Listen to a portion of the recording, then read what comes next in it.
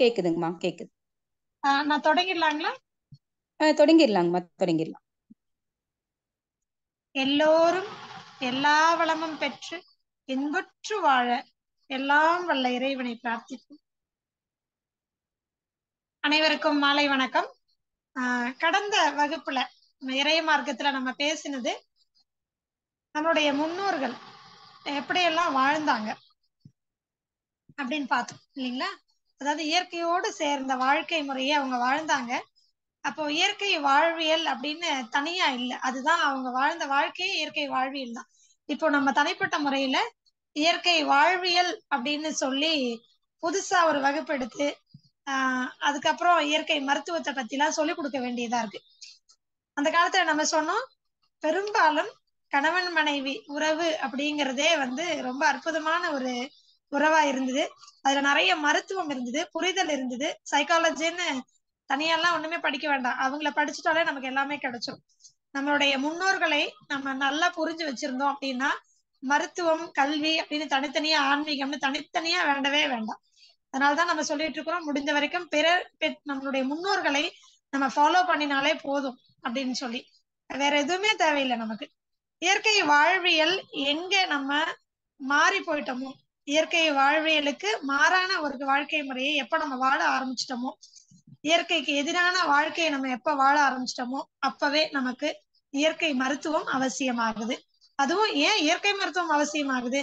இன்னைக்கு மேலை நாட்டு மருத்துவம் இருக்கு, வெஸ்டர்ன் மெடிசன் இருக்கு, ஆங்கில மருத்துவம் இருக்கு, நம்மளுடைய இந்திய மருத்துவ முறைகள் நிறைய இருக்கு. சித்த மருத்துவம், ஆயுர்வேத மருத்துவம், அப்புறம் ஹோமியோபதி மருத்துவம், யுனானி, இதையும் தாண்டி இப்ப இயற்கை மருத்துவம் வர வேண்டிய அவசியம் என்ன அப்படின்னா, முதல்ல நம்ம தெளிவா புரிஞ்சுக்க வேண்டியது, நீங்க எந்த சிகிச்சைக்கு வேணா போங்க, எந்த சிகிச்சை வேணா, இன்னைக்கு இருக்கக்கூடிய ஆங்கில மருத்துவத்துக்கே போனாலும் இல்ல, அதையும் தாண்டி இனி ஃபியூச்சர்ல எதிர்காலத்துல வரப்போற ஏதாவது ஒரு ரொம்ப ஃபாஸ்டா வரக்கூடிய ஒரு ஏதாவது மெடிசனா இருந்ததுனால மருத்துவ முறையா இருந்தாலும் கூட இயற்கை மருத்துவத்தினுடைய அடிப்படை இல்லாம வேரை களையாம எந்த சிகிச்சையுமே ஜெயிக்காது.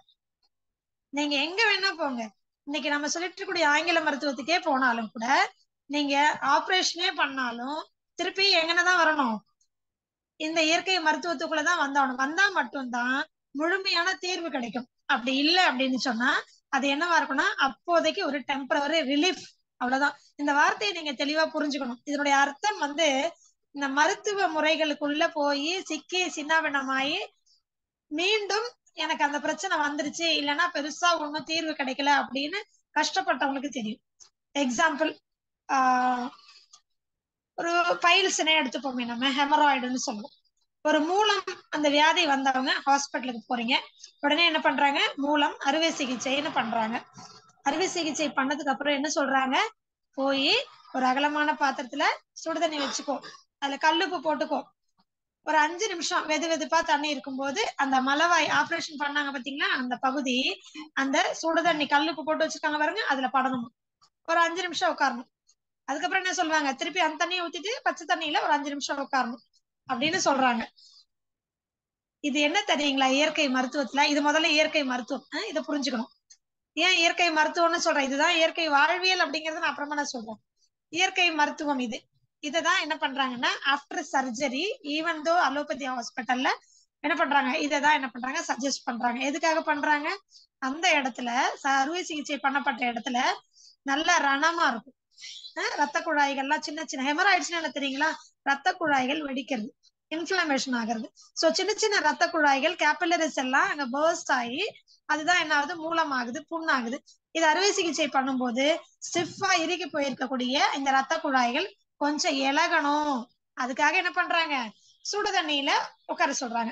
திருப்பி அது என்ன பண்ணணும், ரொம்ப இலகி ஓப்பன் ஆயிடுச்சுன்னா திருப்பி ரத்தம் வர ஆரம்பிக்கும், புண்ணு ஆறாது, திருப்பி என்ன பண்ண சொல்றாங்க, பச்சை தண்ணியில உட்காருங்கன்னு சொல்றாங்க. இது ஒரு உதாரணம் தான். இதுக்கு இயற்கை மருத்துவத்துல பேர் என்ன தெரியுங்களா, ஹாட் அண்ட் கோல்டு சிட்ஸ் பாத்னு சொல்லுவோம். சிட்ஸ்னா என்ன, உட்கார்றது. சோ சுடுதண்ணியிலையும் பச்சை தண்ணியிலையும் மாறி மாறி உட்கார்றதுங்க, இவ்வளவுதான். இங்கிலீஷ்ல சொன்னாதான் யாருக்குமே புரியுறது இல்லை பாருங்க, இவ்வளவுதான். புரியாத ஒரு பாஷையில சொல்லிட்டோம்னா என்ன பண்ணுவோம் நம்ம, ஓ இப்படி ஒரு மருத்துவ முறை இருக்கு, ரொம்ப சாதாரண விஷயம். நம்ம முன்னோர்கள் ரொம்ப சாதாரணமா இது என்ன பண்ணாங்க, கொஞ்சம் சுடுதண்ணியில உட்காரு, இறுகி போய் வலிக்கிறது எல்லாம் சரியாப்படும். வலினால என்ன, சுடுதண்ணியில ஒத்தடம் கூட, சுடுதண்ணியில உட்காரு, அப்படித்தானே பண்ணுவாங்க. உடனே ரொம்ப ஒரு மாதிரி டைட்டா இருக்கு, ரொம்ப கஷ்டமா இருக்கு, ஒரு மாதிரி எனர்ஜியே இல்லாத மாதிரி இருக்கு, வீக்கா ஃபீல் பண்றோம்னா உடனே நல்லா போய் ஒரு குளியல் போட்டு வா, எல்லாம் சரியா போடும் சொல்லுவாங்களா இல்லையா? இதுதான் இயற்கை மருத்துவத்துல என்ன பண்றோம், ஹாட் அண்ட் கோல்டு சிட்ஸ் பாத்னு. இதேதான் ஆங்கில மருத்துவத்துல ஆஃப்டர் சர்ஜரி பண்றாங்க. ஆனா இயற்கை மருத்துவத்துல என்ன பண்றோம், இதேதான் சிகிச்சை முறை பிஃபோர் சர்ஜரியே வேண்டாம்னு சொல்றோம். இதை பண்ணா இது அவங்களுக்கு தெரியாது, நம்ம புரிஞ்சுக்கணும். இந்த வீடியோவை பார்த்துட்டு இருக்கக்கூடிய பல பேருக்கு, உங்களை சுத்தி இருக்கிற பல பேருக்கு என்ன பண்ணிருப்பாங்க, இன்னைக்கு ரொம்ப அதிகமா வந்துட்டு கூடியது டயபெட்டிஸை விட அதிகமா போயிட்டு இருக்கு இந்த மூல பிரச்சனை. நிறைய பேருக்கு வெளியில தெரியும், வெளியே தெரியாது. சில பேருக்கு என்னன்னே தெரியாது, அது பிரச்சனை தானா, நமக்கு இருக்கிறது மூலம் தானா நிறைய பேருக்கு தெரியாது. ஒண்ணும் இல்லைங்க, chronic constipation is hemorrhoids, அவ்வளவுதான். புரியுற மாதிரி சொல்லட்டுங்களா?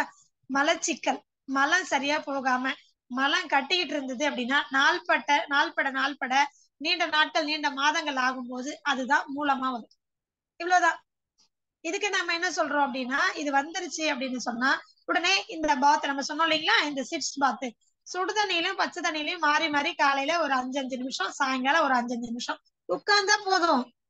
10 நாள். அதோட சேர்த்து இயற்கை வாழ்வியல் முறை, கொஞ்சம் சூடான சோஃபால உட்காரக்கூடாது, சூடான பெட்ல படுக்க கூடாது, ரொம்ப சூடான பொருளை சாப்பிடக்கூடாது, ஹாட்ன்னு சொல்லக்கூடிய ரொம்ப காரம் உள்ள பொருட்களை சாப்பிடாதீங்க, எண்ணெய் தன்மை அதிகம் உள்ள எண்ணெயில வறுத்த பொருட்களை சாப்பிடாதீங்க. இதெல்லாம் என்னதுங்க, இதெல்லாம் எப்ப தெரியுங்களா சொல்லுவாங்க ஆங்கில மருத்துவத்துல, அறுவை சிகிச்சைக்கு அப்புறமா இந்த மாதிரி சுடுதண்ணி பச்சைல உட்காந்துட்டு இந்த உணவு முறைகள்லாம் சொல்லுவாங்க. இதெல்லாம் சாப்பிடு, இதெல்லாம் சாப்பிடாத. நாங்க என்ன சொல்றோம், அறுவை சிகிச்சையே வேண்டாம், அதுக்கப்புறம் பண்ற வேலையெல்லாம் முன்னாடியே ஆரம்பிச்சிருங்க, 10 நாள்ல சரியா போடும்னு சொல்றோம். புரியுதுங்களா? நீங்க எதை வேணா சொல்லுங்க. இது மூலத்துக்கு உணவு முறைகள்லாம் என்ன பண்ணலாம், முடிஞ்ச வரைக்கும் பழங்கள், கஞ்சி, ரொம்ப காரம் இல்லாம, எண்ணெயில பொரிக்காம, மசாலா எல்லாம் இல்லாம இதெல்லாம் சாப்பிடுங்க. சாப்பிட்டு வந்தீங்கன்னா சரியா போயிடும். அவ்வளவுதான். வைத்தியமே அவ்வளவுதான். ஆபரேஷன் பண்ணிக்கிட்டு போய் ஐயோ முயோன்னு கத்திட்டு கிடக்க வேண்டியது இல்ல. திருப்பி வராம இருக்குமா? இப்போ நீங்க இதை கரெக்டா பண்ணிட்டீங்கன்னா அறுவை சிகிச்சையே வேண்டாம். இத சரியா அப்படியே கொஞ்ச நாளைக்கு மெயின்டைன் பண்ணிட்டு எப்பவுமே குளிர்ச்சியா இருக்கிற மாதிரியான உணவுகளை சாப்பிடுறது. நம்ம உடம்புக்கு எது ஒத்துக்காதோ அது நல்லாவே நமக்கு தெரியும். நம்ம உடம்பு சொல்லியிருக்கோம், பிரச்சனை கொடுத்துருக்கோம் வேண்டாத சாப்பிடும் போது. அதை நம்ம புரிஞ்சுக்கிட்டு ஓகே இது என் உடம்புக்கு ஒத்து வரல அப்படின்னு அதை ஒதுக்கி வச்சிட்டீங்கனாலே வேலை முடிஞ்சுது. மருத்துவமே வேண்டாம்ல. நான் சொல்றது இயற்கை மருத்துவம் கூட அவசியம் இல்லை. ஆனால் இயற்கை மருத்துவம் ஏன் இன்னைக்கு அவசியம் அப்படின்னு சொன்னா, இந்த மருத்துவ முறைகளுக்கு எல்லாம் போனீங்கன்னா திரும்ப நீங்க இங்கதான் வரணும்னு சொல்றேன். இல்லைன்னா அவங்களே தெரிஞ்சோ தெரியாமலோ அந்த வைத்தியத்தை அறக்குறையா சொல்லி தருவாங்கன்னு சொல்றேன். அது அறுவை சிகிச்சை பண்ணதுக்கு அப்புறம் ஏன் பண்றீங்க, முன்னாடியே இயற்கை மருத்துவம்னா என்னன்னு தெரிஞ்சுக்கிட்டீங்கன்னா ஆட்டோமேட்டிக்கா இதை செஞ்சு அறுவை சிகிச்சை இல்லாம இனியும் வரக்கூடிய காலங்கள்ல இயற்கை மருத்துவமும் அவசியப்படாத அளவுக்கு நீங்க ஆரோக்கியமா வாழ முடியும்னு தான் சொல்றோம். புரியுதுங்களா? சரி, இன்னொரு சிம்பிளான உதாரணம். சரி, நீங்க பைல்ஸுக்கு சொல்லிட்டீங்க, ரொம்ப சிம்பிள். டெலிவரிக்கு போறீங்க, இன்னைக்கு டெலிவரி எங்க நடக்குது? 99% ஏதோ 1-2 பஸ்ல போகும்போது, ட்ரெயின்ல போகும்போது, இல்ல வீட்டை விட்டு கிளம்பும் போது, ஹாஸ்பிட்டலுக்கு போகும்போது ஆயிடுது. ஆனா நம்மளுடைய பிரசவம்ங்கிறது எங்க நடக்குது? ஆஸ்பத்திரியில. போன உடனே என்ன பண்றாங்க, நீங்க எல்லாரும் கொஞ்சம் தெளிவா பெண்கள் குழந்தை பெற்றவங்க எல்லாம் இருப்பீங்க, கொஞ்சம் கேள்விப்பட்டவங்க எல்லாம் கொஞ்சம் கேட்டு பாருங்களேன். முதல்ல போன உடனே என்ன பண்ணாங்க, சோப்பு தண்ணியை கரைச்சி ஊத்தி மலவாய் வழியா கொடுத்து இனிமான்னு ஒண்ணு கொடுத்து வயிறை சுத்தம் பண்றாங்களா? ஏன் சுத்தம் பண்ணணும்? ஏன் சுத்தம் பண்ணணும்? மலக்குடலை ஏன் சுத்தம் பண்ணணும்? சுத்தம் பண்ணினாதான் குழந்தைக்கு என்ன ஆகாது, அங்க இருந்து அபான வாயு உற்பத்தி ஆகி குழந்தைக்கு மூச்சு திணறல் வராது, அம்மாவுக்கு மூச்சு திணறல் வராது. அது மட்டும் இல்ல, குழந்தை வெளியில வர்றதுக்காக அம்மா ஒரு முக்கும் போது என்ன ஆகும், எப்பவுமே பழகி இருக்கக்கூடிய அழுத்தம் அதிகமா இருக்கக்கூடிய மலவாய்ப்புல மலம் வெளியேறிடும். அதனால என்ன பண்ணணும், குழந்தைக்கு எந்த தொந்தரவும் ஆயிடக்கூடாது, குழந்தை நல்லபடியா வெளியில வரணுங்கிறதுக்காக என்ன பண்றாங்க, முதல்ல அந்த மலக்குடலை சுத்தம் பண்ணிடுறாங்க. எல்லாம் பக்கத்துல தானே இருக்கு. சிறுநீர் பை, அதுக்கப்புறம் முன்னாடி சிறுநீர் பை, பின்னாடி மலைப்பை, நடுவுல கருப்பை இருக்கு. அப்ப என்ன ஆயிடக்கூடாது, மலம் அந்த டைம்ல வெளியேறி அங்க பிரசவம் பாக்குறவங்களுக்கு தொந்தரவாயிடும், குழந்தைக்கும் தொந்தரவாயிடும், மூச்சு திணறல் வரும், அம்மாவுக்கும் மூச்சு திணறல் வரும். அதனால பண்றாங்க. இதுதான் நாங்க என்ன சொல்றோம் அப்படின்னா, எப்பவுமே ஒரு விஷயம் நடக்கணும், ஒரு உடம்புல ஒரு பிரச்சனையை சரி பண்ணணும், இல்ல பிரச்சனை வராம தடுக்கணும்னா இயற்கை மருத்துவத்துல எனிமா எடுக்க சொல்றோம். கேள்விப்பட்டிருக்கீங்களா?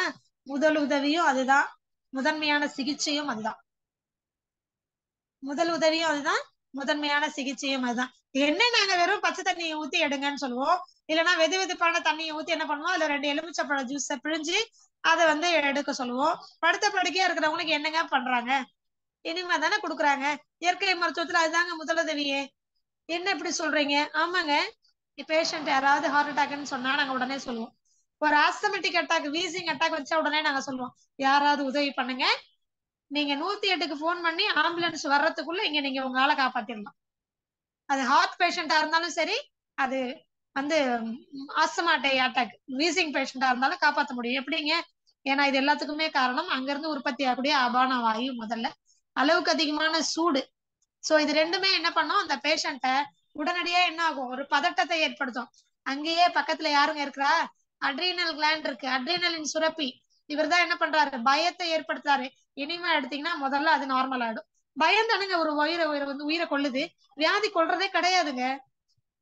அந்த காலத்துல ரொம்ப சிம்பிளா நம்ம பெரியவங்க எல்லாம் சொன்னாங்க, நம்ம பாட்டம் பூட்டம் எல்லாம் சொல்லுவாங்க, ரொம்ப சிம்பிளா ஒரு வார்த்தை சொல்லுவாங்க, பாம்பு கடிச்சு சாவறவனை விட பயத்துல சித்தம் தாங்க எல்லாரும். அப்படிதாங்க நம்மளும் பாத்துட்டு இருக்கிறோமே கொரோனா பீரியட்ல இருந்து. யாராவது கொரோனால செத்தாங்களா பாத்துருக்கீங்களா நீங்க? எல்லாம் பயத்துலதான். ஒரு சின்ன சளி பிடிச்சு லைட்டா மூச்சு வாங்கிட்டா போதும், அது சளி அடைச்சு லைட்டா மூச்சு வாங்கியிருக்கும், அவ்வளவுதான். இவன் பயத்திலேயே போய் சேர்ந்திருப்பான். எல்லா வியாதியுமே அப்படிதாங்க. வியாதினால யாருமே சாகிறதே இல்ல. வியாதி வந்துருச்சு, நான் பொழைக்க மாட்டேன் அப்படின்னு தைரியத்தை இழந்து யாருக்கு பயம் ஏற்படுதோ, அட்ரினல் சுரப்பி அதிகமா வேலை செஞ்சு அட்ரினல் அதிகமா சுரக்க ஆரம்பிக்குதோ, வேண்டாத பயம், அவங்களுக்கு தான் என்ன ஆகுதுன்னு சொன்னா அட்ரினல் அதிகமா ப்ரெஷர் கூடுது. ப்ரெஷர் கூடும்போது அந்த பிரச்சனை அளவுக்கு அதிகமா ஆகுது. அது கேன்சர் செல்ஸ் இருந்தா அதிகமா ப்ரொடியூஸ் ஆகும், பிபியா இருந்தா இன்னும் கொஞ்சம் அதிகமாகும், அந்த பாதிக்கப்பட்ட உறுப்புக்கு ரத்த ஓட்டம் அதிகமா போகும், ப்ரெஷர் அதிகமாகும், உங்க பிரச்சனை கூடி போகும். இதுலதாங்க பிரச்சனையே வருது. சோ நம்ம என்ன சொல்றோம், சாதாரணமா நீங்க எந்த ஒரு பிரச்சனை வந்தாலும், அது ஹார்ட் அட்டாக்கே வந்துட்டாலும் யாராவது உதவி பண்ணி டக்குன்னு ஒரே ஒரு முறை கொஞ்சம் தண்ணியை உள்ள விட்டு எடுத்து பாருங்களேன், அபானோ வெளில இந்த சூடு தணிஞ்சிரும், அட்ரினல் நார்மல் ஆயிடும். ஏதோ சிகிச்சை நடக்குது அப்படின்னு உடனே என்ன பண்ணுவாங்க, அவங்க பதட்டம் குறைஞ்சு நார்மல் ஆயிடுவாங்க. தண்ணியை உள்ள விட்டாலே சூடு தனியும், பதட்டம் தனியும், ப்ரெஷர் குறையும், அட்ரினலின் சுரப்பியினுடைய வேலை அந்த இடத்துல என்ன ஆகும், கொஞ்சம் நார்மல் ஆயிடும். அப்ப அவங்களை காப்பாத்திட முடியும். எத்தனை பேரை இயற்கை மருத்துவ மையங்களை குணப்படுத்திருக்கோம் தெரியுங்களா? இது காப்பாத்த நாங்க சொல்றது குணப்படுத்தியே இருக்கும். Asthma patients, heart attack patients எல்லாம் அறுவை சிகிச்சையே இல்லாம, எந்த ஒரு தொந்தரவுமே, மருந்து மாத்திரை இல்லாம, நெபுலைசர் இல்லாம எளிமையா குணப்படுத்த முடியும். இந்த மாதிரி அவசர கதிகளுக்கு தான் நீங்க வீட்டுல என்ன பண்ணிக்கணும், முதலுதவி கருவி, முதன்மையான சிகிச்சை கருவி, இனிமா கருவி வீட்டுல வச்சுக்க சொல்றோம். சரிங்க, நீங்க வந்து இயற்கை மருத்துவத்தை சொல்றீங்க, அந்த காலத்துல யாருங்க இனிமா எடுத்தாங்க? எடுத்தாங்க. எப்படி எடுத்தாங்க? நாணல் புல் தெரியுங்களா? குளக்கரைகள்ல பாத்தீங்கன்னா தண்ணி போகும்போது அது வளைஞ்சு திரும்பவும் தண்ணி கொஞ்சம் குறைஞ்ச உடனே அது நேரா நிக்கும், பாத்திருக்கீங்களா? ஒரு புல்லு, அதுக்கு பேரு நாணல் புல். எனக்கு தெரிஞ்சு என்னுடைய பாட்டன் பூட்டன் எல்லாம் பண்ணினதை நான் பார்த்திருக்கேன். நாணல் புல்ல எடுத்துட்டு போய் வாயில வச்சுப்பாங்க, என்ன பண்ணுவாங்க, உள்ளுக்குள்ள போவாங்க, அது சுவாசத்துக்காக. இன்னொன்னு ஆசன வாயில சொருகிட்டு என்ன பண்ணுவாங்க, உள்ளுக்குள்ள தண்ணியை இழுப்பாங்க, காத்த உள்ள இழுக்கும் போது சுருக்கும் போது, மலவாயை சுருக்கும் போது தண்ணி உள்ள போயிடும், சுத்தம் பண்ணுவாங்க, பண்ணிருக்கிறாங்க.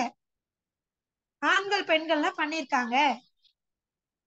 அப்பெல்லாம் எதுக்காக பண்ணுவாங்க, 4 நாள் 5 நாள் ரொம்ப சூடு அதிகமாயி மலம் இறுகி போச்சு அப்படின்னு சொன்னா பண்ணிருக்காங்க. நிறைய அதுக்கான பதிவுகள் இருக்கு, நிறைய பேர் பார்த்திருக்கிறாங்க. இயற்கை மருத்துவம்ங்கிறது புதுசா இப்ப யாரோ மேலை நாட்டுக்காரவங்க வந்து எழுதி வச்சது கிடையாது. இயற்கை மருத்துவம் நம்மளுடைய முன்னோர்கள் வாழ்ந்த இயற்கை வாழ்வியல் முறை. அதை என்ன பண்ணிட்டோம் அப்படின்னா, புதுசு புதுசா இங்கிலீஷ்ல பேர் வச்சு என்ன பண்ணிட்டோம், புதுசு புதுசா இங்கிலீஷ்ல பேர் வச்சு அது ஒரு சிகிச்சை முறைன்னு 5.5 வருஷம் பாடத்திட்டத்துல கொண்டு வந்துட்டோம். அப்பதானே இது பண்ணிக்கிறீங்க. உங்க வீட்டு தாத்தாவோ பாட்டியோ சொல்லியிருந்தா பண்ணுவீங்களா? பண்ண மாட்டீங்க, பண்ணல. அதனாலதான் இது மருத்துவமா மாறி போச்சு. அப்ப இதுக்கு பேர் என்ன, இயற்கை வாழ்வியல் முறை. சரி, இன்னொரு உதாரணம் சொல்றேன். இப்போ நீங்க ஒரு சித்த மருத்துவர்கிட்ட போறீங்க, அல்லது ஒரு ஆயுர்வேத மருத்துவர்கிட்ட போறீங்க, ஒரு ஹோமியோபதி மருத்துவர், யுனானி மருத்துவர்கிட்ட போறீங்க. எதுக்காக போறீங்க? சாதாரணமா ஒரு இப்ப நமக்கு தெரியுமே, மூளையில வந்து ஒரு கட்டி வந்துருச்சு, இல்லைன்னா எங்கேயோ கீழே விழுந்து அடிபட்டுச்சு, ஒரு பக்கமா கை கால் விழுந்துருச்சு, இது என்ன சொல்லுவோம், பக்கவாதம்னு சொல்லுவோம், ஹெமிப்ளேஜியா அப்படின்னு வெஸ்டர்ன் மெடிசன்ல சொல்லுவாங்க. அதோட பேரு ஹெமிப்ளேஜியா பேரலைட்டிக் அப்படின்னு சொல்லுவாங்க. அப்ப அதுக்கு போன உடனே அங்க என்ன சிகிச்சை கொடுக்குறாங்க, மருந்து மாத்திரை இன்ஜெக்ஷன் எல்லாம் கொடுத்துட்டு என்ன பண்ணுவாங்க, பிசியோதெரபி எக்ஸசைஸ் பண்ணணும்வாங்க. அதுதானே? என்ன பண்ணுவாங்க, நல்லா வேக்ஸ் ஒத்தடம் கொடுப்பாங்க, அப்புறம் ஹீட் எல்லாம் கொடுப்பாங்க, அதுக்கப்புறம் கரண்ட் எல்லாம் கொடுத்து வைப்ரேஷன் எல்லாம் கொடுத்து ஸ்டிமுலேட் பண்ணுவாங்க. சரி, சிம்பிள். இதுல இயற்கை வாழ்வியல் முறைன்னு சொல்லக்கூடிய நம்மளுடைய பாரம்பரிய வைத்திய முறை, இயற்கை வைத்திய முறை என்ன சொல்லுது அப்படின்னு சொன்னா ரொம்ப சிம்பிள்ங்க. எங்க எங்கெல்லாம் வந்து நரம்புகள் இறுகி போயிருக்கோ, எங்க ரத்தம் உறைஞ்சு போயிருக்கோ, அதையெல்லாம் ரிலீவ் பண்றதுக்கு இயற்கை உணவு எடுத்துக்கிட்டா போதும். உயிருள்ள காய்கறிகளை எடுத்துக்கிட்டா தன்னைத்தானே உடல் சரி பண்ணிக்கும். எங்கேயாவது பக்கவாதத்துக்கு முழுமையான தீர்வு எந்த மருத்துவத்திலேயாவது நீங்க பாத்திருக்கீங்களா? முழுமையான தீர்வு நான் சொல்றது. சரிங்க, முன்ன இருந்ததை விட அப்படியே 2 நட நடக்கிறாரு, அவ்வளவுதான். சாப்பிடுறாரா, அவரா பாத்ரூம் போயிறாரா, அவரோட வேலைகளை அவரே செஞ்சுக்கிறாரா? பாத்திருக்கீங்களா அப்படி ஏதாவது? கடைசியில எங்க வந்தாகணும், இயற்கை வாழ்வியல் முறைக்கு தான் வந்தாகணும். போய்க்கோ, ரொம்ப எளிமையா செரிக்கிற சாப்பாட்டை சாப்பிட்டுக்கோ, காய்கறி பழம்லாம் சாப்பிட்டுக்கோ, சத்தான உணவு சாப்பிட்டுக்கோ, அப்படியே ஒரு இடத்துல உட்காந்து இருக்காத, கை காலம் நல்லா அசைக்கணும், முடிஞ்ச வரைக்கும் எக்ஸசைஸ் எல்லாம் பண்ணணும் சொல்லி அனுப்புறாங்களா இல்லையா? நல்லா சுடுதண்ணி வச்சு ஒத்தடம் கொடுக்கணும் சொல்றாங்களா இல்லைங்களா? இதேதான் இயற்கை மருத்துவத்துல இயற்கை உணவு சிகிச்சையா கொடுக்குறோம்.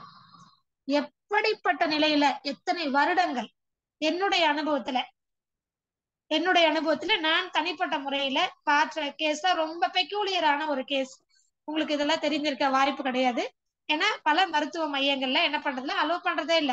இது அவ்வளவுதான், இவங்க லைஃப் முழுக்க இப்படியே இருக்க வேண்டியதுதான் சொல்லி கைவிடப்பட்ட ஒரு கேஸ். ஒரு பெண் திருப்பூர்ல பனியன் தொழிற்சாலையில வேலை செஞ்சவங்களோட பொண்ணு, 17 வயது பொண்ணு. அந்த பொண்ணு பிறந்ததுல இருந்து பேசினது கிடையாது, நடந்தது கிடையாது, எந்த ஆக்ஷனும் கொடுத்தது இல்ல. 17 வயசு என்கிட்ட ட்ரீட்மெண்ட் வரும்போது அந்த பொண்ணை எப்படி தூக்கிட்டு வந்தாங்கன்னா, கையில குழந்தை மாதிரி தூக்கிட்டு வந்தாங்க. நல்லா பெரிய உருவம்லாம் ஓரளவுக்கு 17 வயதுக்கு உரிய உருவம், நல்ல ஹைட்டு, நல்ல வெயிட். ஆனா கூனி குறுகி அந்த பொண்ணு பேசல, அவளுக்குள்ள அவ்வளவு இருக்கம், பேசினதே கிடையாது. ஆனா தன்னுடைய தம்பி விளையாடுறத பாக்குறா, அம்மா பேசுறத பாக்குறா, டிவில வடிவேலு காமெடி அதை தவிர பார்த்ததே இல்லை. எப்ப பார்த்தாலும் அந்த பொண்ணு சிரிச்சுட்டே இருக்கும், அதெல்லாம் பார்த்து சிரிக்கும், எல்லாமே புரியுது. பாவம் அந்த குழந்தைக்கு 17 வருஷம் ஒரே இடத்துல படுக்க வச்சுட்டு டிவியை போட்டு விட்டு அவங்க பனியன் கம்பெனிக்கு வேலைக்கு போடுவாங்க. அம்மா அப்பா அங்கேயே பாத்ரூம் போகும், அங்கேயே 2 டாய்லெட் போகும். இப்படி படுத்திருந்த குழந்தைய 17 வருஷம் கழிச்சு நம்ம கிட்ட யாரோ இந்த சிகிச்சை முறையை கேள்விப்பட்டு, நம்ம ஏற்கனவே இந்த மாதிரி சிகிச்சை முறையில கேரள மாநிலம், ஆந்திர மாநிலம், கர்நாடக மாநிலம் நிறைய பண்ணிருக்கோம் இந்த மாதிரியான கேசஸ் எல்லாம். சோ அப்ப அழைச்சிட்டு வந்தாங்க. நான் சொன்னேன், இது பேரலைட்டிக் கிடையாது, இது மூளையில இருந்தவுடைய பாதிப்பு, நான் முயற்சி பண்றேன்னு சொல்லி எடுத்த ஒரு கிட்டத்தட்ட ஒரு 10 வருடங்களுக்கு முன்னாடி நான் பார்த்தேன், அட்டன் பண்ண ஒரு கேஸ். தனிப்பட்ட முறையை ரிஸ்க் எடுத்துதான் பண்ணும். யூ ஒன்ட் பிலீவ், நானே என்னுடைய வாழ்க்கையில அனுபவிக்காத ஒரு அனுபவம். கிட்டத்தட்ட ஒரு 28 நாள் ஆச்சு. அந்த பொண்ணுக்கு நம்ம 3 மாசம் ட்ரீட்மெண்ட் கொடுத்துருந்தோம். இயற்கை மருத்துவ இயற்கை உணவு மட்டும்தான். ஏன்னா அந்த குழந்தைக்கு திருப்பி கேட்க தெரியாதுங்க. எனக்கு இது பிடிக்கல, நீ கொடுக்குற காய்கறி பிடிக்கல, பழம் பிடிக்கல, இல்லைன்னா எனக்கு நல்ல வெஜிடபிள் பிரியாணி வேணும், சிக்கன் பிரியாணி வேணும், அந்த குழந்தைக்கு கேட்க தெரியாது, இது வேண்டான்னு சொல்லவும் தெரியாது. என்ன கொடுக்குறீங்களோ சிரிச்சுட்டே சாப்பிடும், அவ்வளவுதான். இதுவரை அம்மா அப்பான்னு கூப்பிடாத குழந்தை 28 நாள், 29வது நாள் நான் யோகா பயிற்சி கொடுத்துட்டு இருக்கிறேன், படுத்துட்டு இருக்கிற குழந்தைய சும்மா இப்படியே படுத்துட்டே பாத்துருந்தா என்ன அர்த்தம், எந்திரி பாக்கலாம் அப்படின்னு சொன்னதுதாங்க தாமதம். நான் ஏன் அப்படி சொன்னேன்னு எனக்கு தெரியாது, அந்த குழந்தை ஏன் எழுந்ததுன்னு தெரியாதுங்க. கையை கொடுத்தா எழுந்துருச்சு, நின்றுதுங்க, நிக்கல, நடந்து இருந்துச்சு. வீடியோ எடுத்து வச்சிருக்கிறோம் நாங்க. அந்த ஹாஸ்பிட்டல்ல என்ன பண்ணாங்கன்னா வீடியோ எடுத்து எங்களுக்கு எல்லாம் அதிர்ந்து போச்சு, இது எப்படி நடந்துச்சுன்னு. 29வது நாள் அந்த குழந்தை எழுந்து, 17 வயசு பொண்ணு படுத்துட்டு தவழ்ந்துகிட்டு எல்லாரையும் வேடிக்கை பார்த்த பொண்ணு எழுந்து நடக்க ஆரம்பிச்சது. எப்படி நடந்தது? என்னால கிடையாது, இயற்கையினால, பஞ்சபூத சக்தியினால, இயற்கை வாழ்வியல் முறையினால. நிச்சயமா அடிச்சு சொல்ல முடியும் என்னால. 17 வருடம் வயசு அறியாத, நடக்க முடியாத இன்னொரு அற்புதமான விஷயம் நடந்தது. இது நடந்துதான் போச்சா? போகும்போது எப்படி தெரியுங்களா வீட்டுக்கு போச்சு அந்த பொண்ணு? நடந்து கிட்டத்தட்ட ஒரு 10 மீட்டர் தூரம், அதாவது ஹாஸ்பிட்டல்ல இருந்து கேட் வரைக்கும் நடந்து போய் ஓம்னி வேன்ல எழுந்து போய் அத்தனம் முதல்ல அம்மா அப்பாவுக்கு அப்புறம் அம்மா அப்பான்னு சொல்லாத பிள்ளை என்ன அத்தைன்னு கூப்பிட்டா. அப்படி அதெல்லாம் ஒரு அனுபவம்னு சொன்னா அது ஒரு ஆனந்த அனுபவம், அதெல்லாம் வேற எதுலையுமே கிடைக்காது. எப்படி சாத்தியம்? எதுலையுமே தீர்க்க முடியாத, எந்த மருத்துவ சிகிச்சையிலுமே செய்ய முடியாத அற்புதங்கள் எதுல நகழும்னா இயற்கை மருத்துவத்தில் தான் நடக்கும். ஏன்னா அது பஞ்சபூத சக்தி. இன்றைய காலகட்டத்துக்கு அதுதான் தேவை, ரொம்ப அவசியம். அந்த கேஸுக்கு அப்புறமா நிறைய கேஸ் அந்த மாதிரி கேஸ் தான், இன்னைக்கு வரைக்கும் அந்த மாதிரி கேஸ் தான் பார்த்துட்டு இருக்கேன். ஏன்னா நான் வந்து என்ன நான் நம்புறதே கிடையாது. என்னைக்கு நான் மருத்துவத்துறைக்கு வந்தனோ அன்னையில நான் என்ன நம்புறதே இல்லை. நான் ஒரு கருவி மட்டும்தான். என்னை இறைவன் நல்லபடியா கடமை ஆற்றுவதற்கு பயன்படுத்திட்டு இருக்கிறாங்கிற அந்த எண்ணத்தோட தான் நான் எந்த நோயாளி என்கிட்ட வந்தாலும் நான் சிகிச்சை கொடுக்குறேன். அதனால இந்த பலன்லாம் எனக்கு கிடையாது, இந்த கிரெடிட்லாம் எனக்கு கிடையவே கிடையாது. நான் சொல்லுவேன், இயற்கை கொடுத்த வரம். உங்க பிள்ளை நடக்கணும்னு இருக்கு, பேசணும்னு இருக்கு, ஜம்முன்னு இருக்கா. 18வது வயசு ஆகும்போது பர்த்டே கொண்டாடும் போது கேக் வச்சு எனக்கு வீடியோ எடுத்து காமிச்சாங்க. அவ்வளவு சந்தோஷம் எனக்கு. என் பிள்ளையே எழுந்து நடந்த மாதிரி ஒரு சந்தோஷம். இது எதுல சாத்தியம்? இயற்கை மருத்துவத்துல. இப்படி பல புற்றுநோயாளிகள் எத்தனை பேரை நாங்க சிகிச்சை கொடுத்துட்டு இருக்கோம். இயற்கை மருத்துவத்துல சாத்தியம் இல்லாத எல்லா விஷயமும் சாத்தியமாகும். சாத்தியமில்லாத விஷயங்கள். 7 வயது குழந்தைக்கு சிறுநீரகத்துல ஃபெயிலியர் வந்தாச்சு, டயாலிசிஸ் பண்ற குழந்தை எத்தனையோ பேர் அழகா இன்னைக்கு வரைக்கும் உயிரோட இருக்காங்க. டயாலிசிஸ் இல்ல, கிட்னி சிறுநீரக மாற்று அறுவை சிகிச்சை இல்ல. காரணம் என்ன? ஒரே ஒரு விஷயம் நான் அதுல குறிப்பிடணும். என்னன்னா, ரொம்ப சாதாரண விஷயங்க. பிரபஞ்சம் கொடுக்குது, நம்ம யாருங்க அதை தடுக்கிறதுக்கு? இதுதாங்க இயற்கை மருத்துவம். மண்ணுல விளையக்கூடிய, இயற்கையில விளையக்கூடிய காய்கறிகளையும் பழங்களையும் முளை கட்டிய தானியங்களையும் தான் உணவா கொடுக்குறோம். இதுதானே பஞ்சபூத சக்தியில முதன்மையானது. நீர் அப்படியே மழை தண்ணிய புடிச்சு வச்சுப்போம், வெயில் படாம காற்று படாம இறுக்கமா மூடி வச்சுப்போம். அதுதாங்க முடியாத பேஷண்ட்ஸ்க்கு வாயார கொடுக்குறோம். கொஞ்சம் கொஞ்சமா வேஸ்ட் பண்ணிடாது. அது உயிர் நீர், மழை நீர் கிடைக்கிறதுக்கு ரொம்ப அரிதானது அப்படின்னு சொல்லி கொஞ்சம் கொஞ்சமா குடிக்க வைக்கிறோம். அதுதான் அவங்களை காப்பாத்துது. நல்ல காற்றோட்டமா, ஆனா நல்ல பல 100 வருடங்களை கடந்து வாழக்கூடிய வளர்ந்த மரங்களுக்கு இடையில அவங்கள நடமாட வைக்கிறோம், சொல்லி கொடுக்குறோம். வீட்டுக்கு போனாலும் இப்படி இருந்து பழகு, மழை தண்ணிய பிடிச்சு குடி, கிணத்து தண்ணி ஆத்தி தண்ணியில போய் குளிச்சுட்டு வா, நல்ல மருந்தடிக்காத காய்கறிகளை வீட்டுல விளைய வச்சு சாப்பிடு. புரியுதா இப்ப உங்களுக்கு? ஏன் நம்மளுடைய முன்னோர்கள் 100 வயதையும் கடந்து ஆரோக்கியமா வாழ்ந்தாங்கன்னு? வருடத்திற்கு ஒரு பிள்ளையை அவங்களால எப்படி ரொம்ப சுகமா பெத்துக்க முடிஞ்சதுன்னு? இதைத்தானே இன்னைக்கு இயற்கை மருத்துவம் பண்ணிட்டு இருக்குது. எங்களுடைய கடமை இந்த மருத்துவத்தை, இந்த வாழ்வியல் முறையை ஒவ்வொரு பட்டி தொட்டியும் கொண்டு போய் சேர்க்கணும். ஒவ்வொரு பெண்ணும், குடும்பத்துல இருக்க ஒவ்வொரு பெண்ணும் இயற்கை வாழ்வியல் முறைனா என்ன, இயற்கை மருத்துவ முறைனா என்னன்னு கத்துக்கணும். நான் தயாரா இருக்கேன். என்னோட கடமையா நான் பண்ணிட்டு இருக்கேன். இறைவன் கொடுத்த கடமை, பொறுப்பா பண்ணிட்டு இருக்கிறேன். பயன்படுத்திக்கோங்கன்னு தான் சொல்றோம். இந்த மாதிரியான வகுப்புகள்லாம் நாங்க சொல்லிக் கொடுக்கறதுக்கு காரணம், பெரிய பெரிய மிராக்கல்ஸ் எல்லாம் சொல்லி உங்களை ஆச்சரியப்பட வைக்கணும்னு இல்லை. இது ரொம்ப எளிமை. பஞ்சபூதங்கள் ஒன்று மட்டும்தாங்க இன்னைக்கு இலவசமா கிடைக்குது. அத நான் யாருங்க காசு கொடுத்து நான் உங்களுக்கு சொல்லி கொடுக்கறதுக்கு? எனக்கு கொடுத்த அந்த அறிவு எனக்கு எப்படி கிடைச்சதோ அப்படியேதான் நான் சொல்லி கொடுத்துட்டு இருக்கேன். என்னுடைய அனுபவத்தையும் சேர்த்து உங்களோட நான் பகிர்ந்துகிட்டு இருக்கேன். பஞ்சபூதங்கள்ல நிலம், நீர், நெருப்பு, காற்று, ஆகாயம், இத வச்சுதாங்க இயற்கை சிகிச்சை முறையே இருக்கு. தண்ணியில விளையாடணும், சுத்தமான தண்ணியை குடிக்கணும், மண்ணுல இயற்கையா விளையக்கூடிய காய்கறிகள் பழங்களை சாப்பிடணும், அப்படியே சாப்பிடணும். இதுதான் இயற்கை உணவு சிகிச்சை. இனி வரக்கூடிய காலங்கள்ல ஒவ்வொரு பஞ்சபூத சக்திகளை நம்ம எப்படி பயன்படுத்திக்கணும், நம்மளுடைய வாழ்க்கை முறைகள் எப்படி பயன்படுத்தி நம்ம ஆரோக்கியமா வாழணும். சாதாரண தலைவலின்னு சொல்லக்கூடிய அந்த அறிகுறிகள் இருக்கு இல்லையா, அதுல இருந்து ஆரம்பிச்சு இன்றைக்கு இறப்பு சதவீதம் அதிகமாக இருக்கக்கூடிய புற்றுநோய் வரைக்கும் உங்களுக்கு நீங்களே எப்படி சிகிச்சை கொடுத்து சரி பண்ணிக்க முடியும். இது ரொம்ப எளிது, நோயை கண்டு பயப்படாதீங்க அப்படின்னு நான் உங்களுக்கு அழகா அனுபவமா புரிய வைக்க போறேன், சொல்லி கொடுக்க போறேன். எனக்கு தெரிஞ்சதை நான் கத்துக் கொடுக்க போறேன். கத்துக்கோங்க, தயவு செஞ்சு கத்துக்கோங்க, பயப்படாதீங்க. இதுக்கு என்ன வேணும்? சிம்பிள் காமன் சென்ஸ் இருந்தா போதும். நான் எல்லாருக்கும் எல்லா மேடைகள்லயும் நான் சொல்றேன், எல்லா வகுப்புகளையும் நான் சொல்றேன், சிம்பிள் காமன் சென்ஸ் இருந்தா போதும். ரொம்ப ரொம்ப மென்மையான ஒரு விஷயம் என்ன அப்படின்னா, யாரெல்லாம் உழைக்க தயாரா இருக்கீங்களோ, யாரெல்லாம் உடற்பயிற்சி செய்றீங்களோ, யாரெல்லாம் யோகாசன பயிற்சி செய்றீங்களோ, உங்க உடம்புல சூடு எவ்வளவுக்கு எவ்வளவு உங்க உடம்புல தக்க வச்சுக்கிறீங்களோ அந்த அளவுக்கு உயிர் உங்க உடல்ல இருக்கிறதுக்கு ரொம்ப கம்ஃபர்டபுளா ஃபீல் பண்ணும். ஒரே இடத்துல வெட்டியா உட்காந்து இருந்தோம்னா, சாப்பிட்டு சாப்பிட்டு டிவி பார்த்தோம்னா, சாப்பிட்டு சாப்பிட்டு படுத்து படுத்து தொப்பைய வளர்த்துட்டு இருந்தோம், உடம்ப வளர்ந்துட்டு இருந்தோம்னா அந்த உயிருக்கே உங்க உடம்புல இருக்கிறதுக்கு ஆசையே இல்லாம போயிடும். என்ன ஆகும்? சூடு இருக்கிற வரைக்கும் தான் நீங்க உயிரோட இருக்கீங்கன்னு அர்த்தம். புரியுதா? அததான் நான் அப்படி சொன்னேன். சூடு குறைஞ்சு போயிட்டா, உடல் குளிர்ந்து போயிட்டா அதுக்கு பேர் என்ன தெரியும் தானே எல்லாருக்கும், நான் குறிப்பிட விரும்பல. அப்போ யாரெல்லாம் நீண்ட நாள் உயிரோட இருக்கணும்னு நினைக்கிறீங்களோ உடற்பயிற்சி, யோகாசன பயிற்சி மிக மிக மிக அவசியம். எந்த அளவுக்கு மண்ணில் விளையக்கூடிய மண் சக்தி நிறைந்த உணவு முக்கியமோ, நீர் முக்கியமோ, இந்த பூமியில இருந்து கிடைக்கக்கூடிய நீர் எவ்வளவு முக்கியமோ, எந்த அளவுக்கு இந்த பிரபஞ்சத்துல இருக்கக்கூடிய இந்த காற்று, சுத்தமான காற்று, பிராணவாயு முக்கியமோ, அதே அளவுக்கு உங்க உடலுக்கு பயிற்சி முக்கியம், உடல் சூடு முக்கியம். அப்பதான் இந்த உடல்ல உயிர் தங்கி இருக்கும், ஆரோக்கியமா நீங்க வாழ முடியும். புரியுதுங்களா? இதுதான் இயற்கை மருத்துவத்துல யோகா அப்படின்னு தனியா ஒரு செஷன் இருக்கு. யோகா ரொம்ப முக்கியம். இயற்கை உணவு, குளியல் முறைகள், பிராணாயாம முறைகள், மூச்சு பயிற்சி முறைகள், அடுத்தது உடற்பயிற்சி, யோகாசன பயிற்சி. அடுத்ததா என்ன தெரியுங்களா? ரொம்ப முக்கியமானது, பஞ்சபூதங்கள்ல மிக முக்கியமானது பரந்த வெளி, சுத்த வெளி, ஆகாய சக்தி, தூக்கம். கொடுத்து வச்சிருக்கணும் தூங்குறதுக்கு. படுத்த உடனே தூக்கம் வரணும். யாருக்கு வரும்?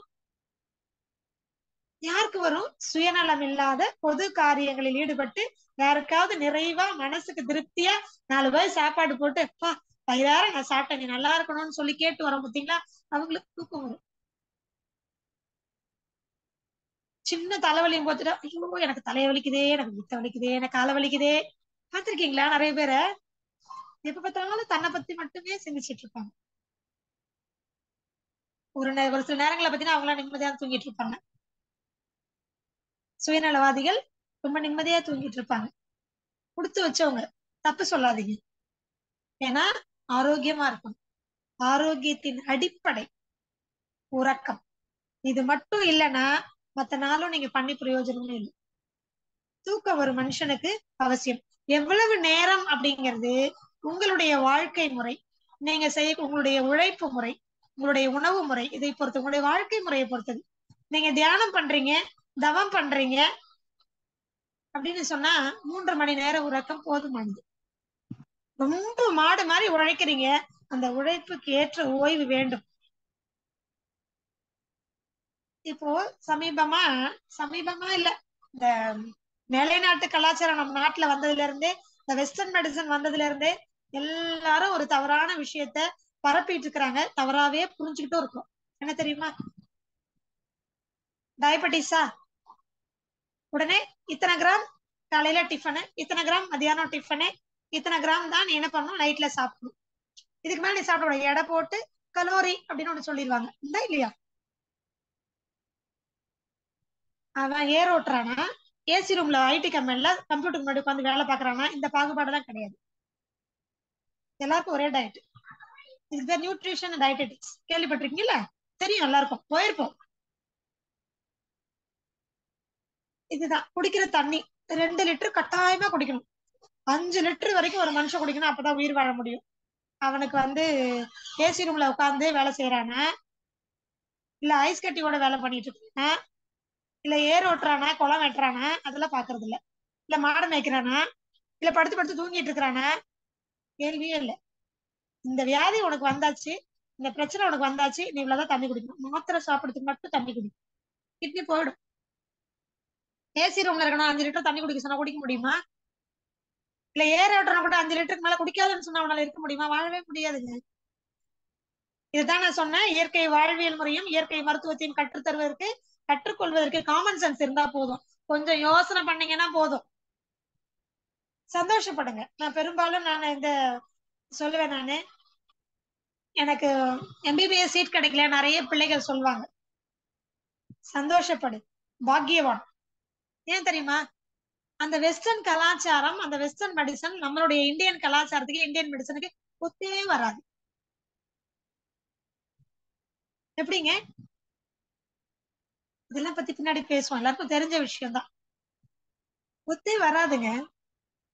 ஏன்னா நம்ம ஆளுங்க என்ன வேலை செய்யறாங்களோ, இல்ல படுத்து படுத்து தூங்கி தூங்கி எழுந்துக்கலாம், அவங்களுக்கு எவ்வளவு சாப்பிடணும், எவ்வளவு தண்ணி குடிக்கணும் அப்படிங்கறதுலாம் வேற. இதெல்லாம் கணக்கு பண்ணி எடை போட்டு, நல்ல வேலை காத்த நீ ஒரு நாளைக்கு இவ்வளவுதான் சுவாசிக்கணும்னு சொல்லல, அது வரைக்கும் சந்தோஷப்படுங்க. தண்ணி குடிக்கிறதுக்கு சொல்லிட்டாங்க, சாப்பாட்டுக்கு சொல்லிட்டாங்க, அளக்க முடியும். காத்து நீ இவ்வளவுதான் காத்து சுவாசிக்கணும், அதுக்கு மேல காத்து சுவாசிக்காத அப்படின்னு சொல்ல முடியல. ஏன்னா அது எல்லா பக்கமும் பறந்து கிடக்கு, நிறுத்தி எல்லாம் வைக்க முடியாது. புரியுதுங்களா? அதனால அது மட்டும் இல்ல, சூரிய ஒளி. ஐயோ நீ இவ்வளவுலாம் வந்து என்ன பண்ண சொல்லிட்டாங்க, அதுவும் யூவி ரேஸ் உன்னோட உடம்ப வந்து கருத்து போகுது, உன்னோட பாடியை வந்து பாதிக்குது. ஒரு புண்ணாக்கும் கிடையாது. அன்னைக்கெல்லாம் அப்படியே வாழ்ந்தாங்க பாத்தீங்களா, நல்லா இருந்தாங்க. அவங்களுக்கு எல்லாம் விட்டமின் B12 டெபிஷியன்சி வந்ததே கிடையாது, விட்டமின் D டெபிஷியன்சி வந்ததே கிடையாது, எலும்பெல்லாம் உடைஞ்சதே கிடையாது. இன்னைக்கு 45 வயசா இருந்தா எலும்புக்குள்ள அப்படியே நோண்டி போயிடுது, குறையோடி போயிடுது, எலும்பு வந்து தளதளத்து போயிடுது. கொஞ்சம் எப்படி இந்த படிக்கிட்டு இருந்து மொத படிக்கிட்டு இருந்து கீழ் படிக்கட்டுக்கு விழுந்தானே என்ன ஆயிடுவாங்க, எலும்பு உடைஞ்சு போகுது. தடுமாறி கீழே ஒரு சின்ன ஒரு கல்லு தடுக்கி விழுந்தா எலும்பு உடைஞ்சு போகுது. அப்பெல்லாம் எத்தனாவது மாடில இருந்து எவ்வளவு மரத்து நடந்து கீழே விழுவாங்க, கவலையா பட மாட்டாங்க. 10 நாள் கட்டு போட்டு அடுத்த நாள் நடந்து போயிட்டே இருப்பாங்க. ஒரு பக்கம் மனோதிடம், இன்னொன்னு இயற்கையோடு சேர்ந்த வாழ்க்கை முறை. இப்பதான் நம்ம இது பார்க்கிறோம். அதனே இயற்கையோடு சேர்ந்த வாழ்க்கை முறை, இதை பத்தி தெளிவா அடுத்த வகுப்புல நான் சொல்றேன். ஆனா இயற்கை மருத்துவம் ஏங்கிறத இப்ப சொல்லிட்டோம்னா அப்புறம் தான் நீங்க இயற்கை வாழ்வியல் பத்தி புரிஞ்சுப்பீங்க, இல்லைன்னா புரியாது. நீங்க எந்த சிகிச்சை முறைக்கு போனாலும், நீங்க சித்த மருத்துவம், ஆயுர்வேதம், இந்திய மருத்துவத்துக்கே போனாலும், ஆங்கிலம் எதுக்கு போனாலும் என்ன சொல்லுவாங்க, பத்தியம்னு ஒண்ணு இருக்கா, இதை சாப்பிட இதை சாப்பிடாத, உப்பு இல்லாத பத்தியம், உப்பு புளி காரம் கம்மி பண்ணிக்கோ, சித்த மருத்துவம் ஆயுர்வேத மருத்துவம் சொல்லுதா இல்லையா? நாங்க பொதுவா என்ன சொல்றோம்னா, ஆர்டிபிஷியலா தனியா உப்புன்னு ஒண்ணு போட்டு சாப்பிடாத, புளின்னு ஒண்ணு கரைச்சு ஊத்தாத, காரம்னு ஒண்ணு மிளகா வறுத்து கொட்டாத. இது எல்லாமே எதுல இருக்கு, காய்கறிகள்ல, பழங்கள்ல, முளைக்கட்டிய தானியங்கள்ல, அப்புறம் கொப்பரை தேங்காவுல, இதுல எல்லாத்துலயுமே இருக்கு.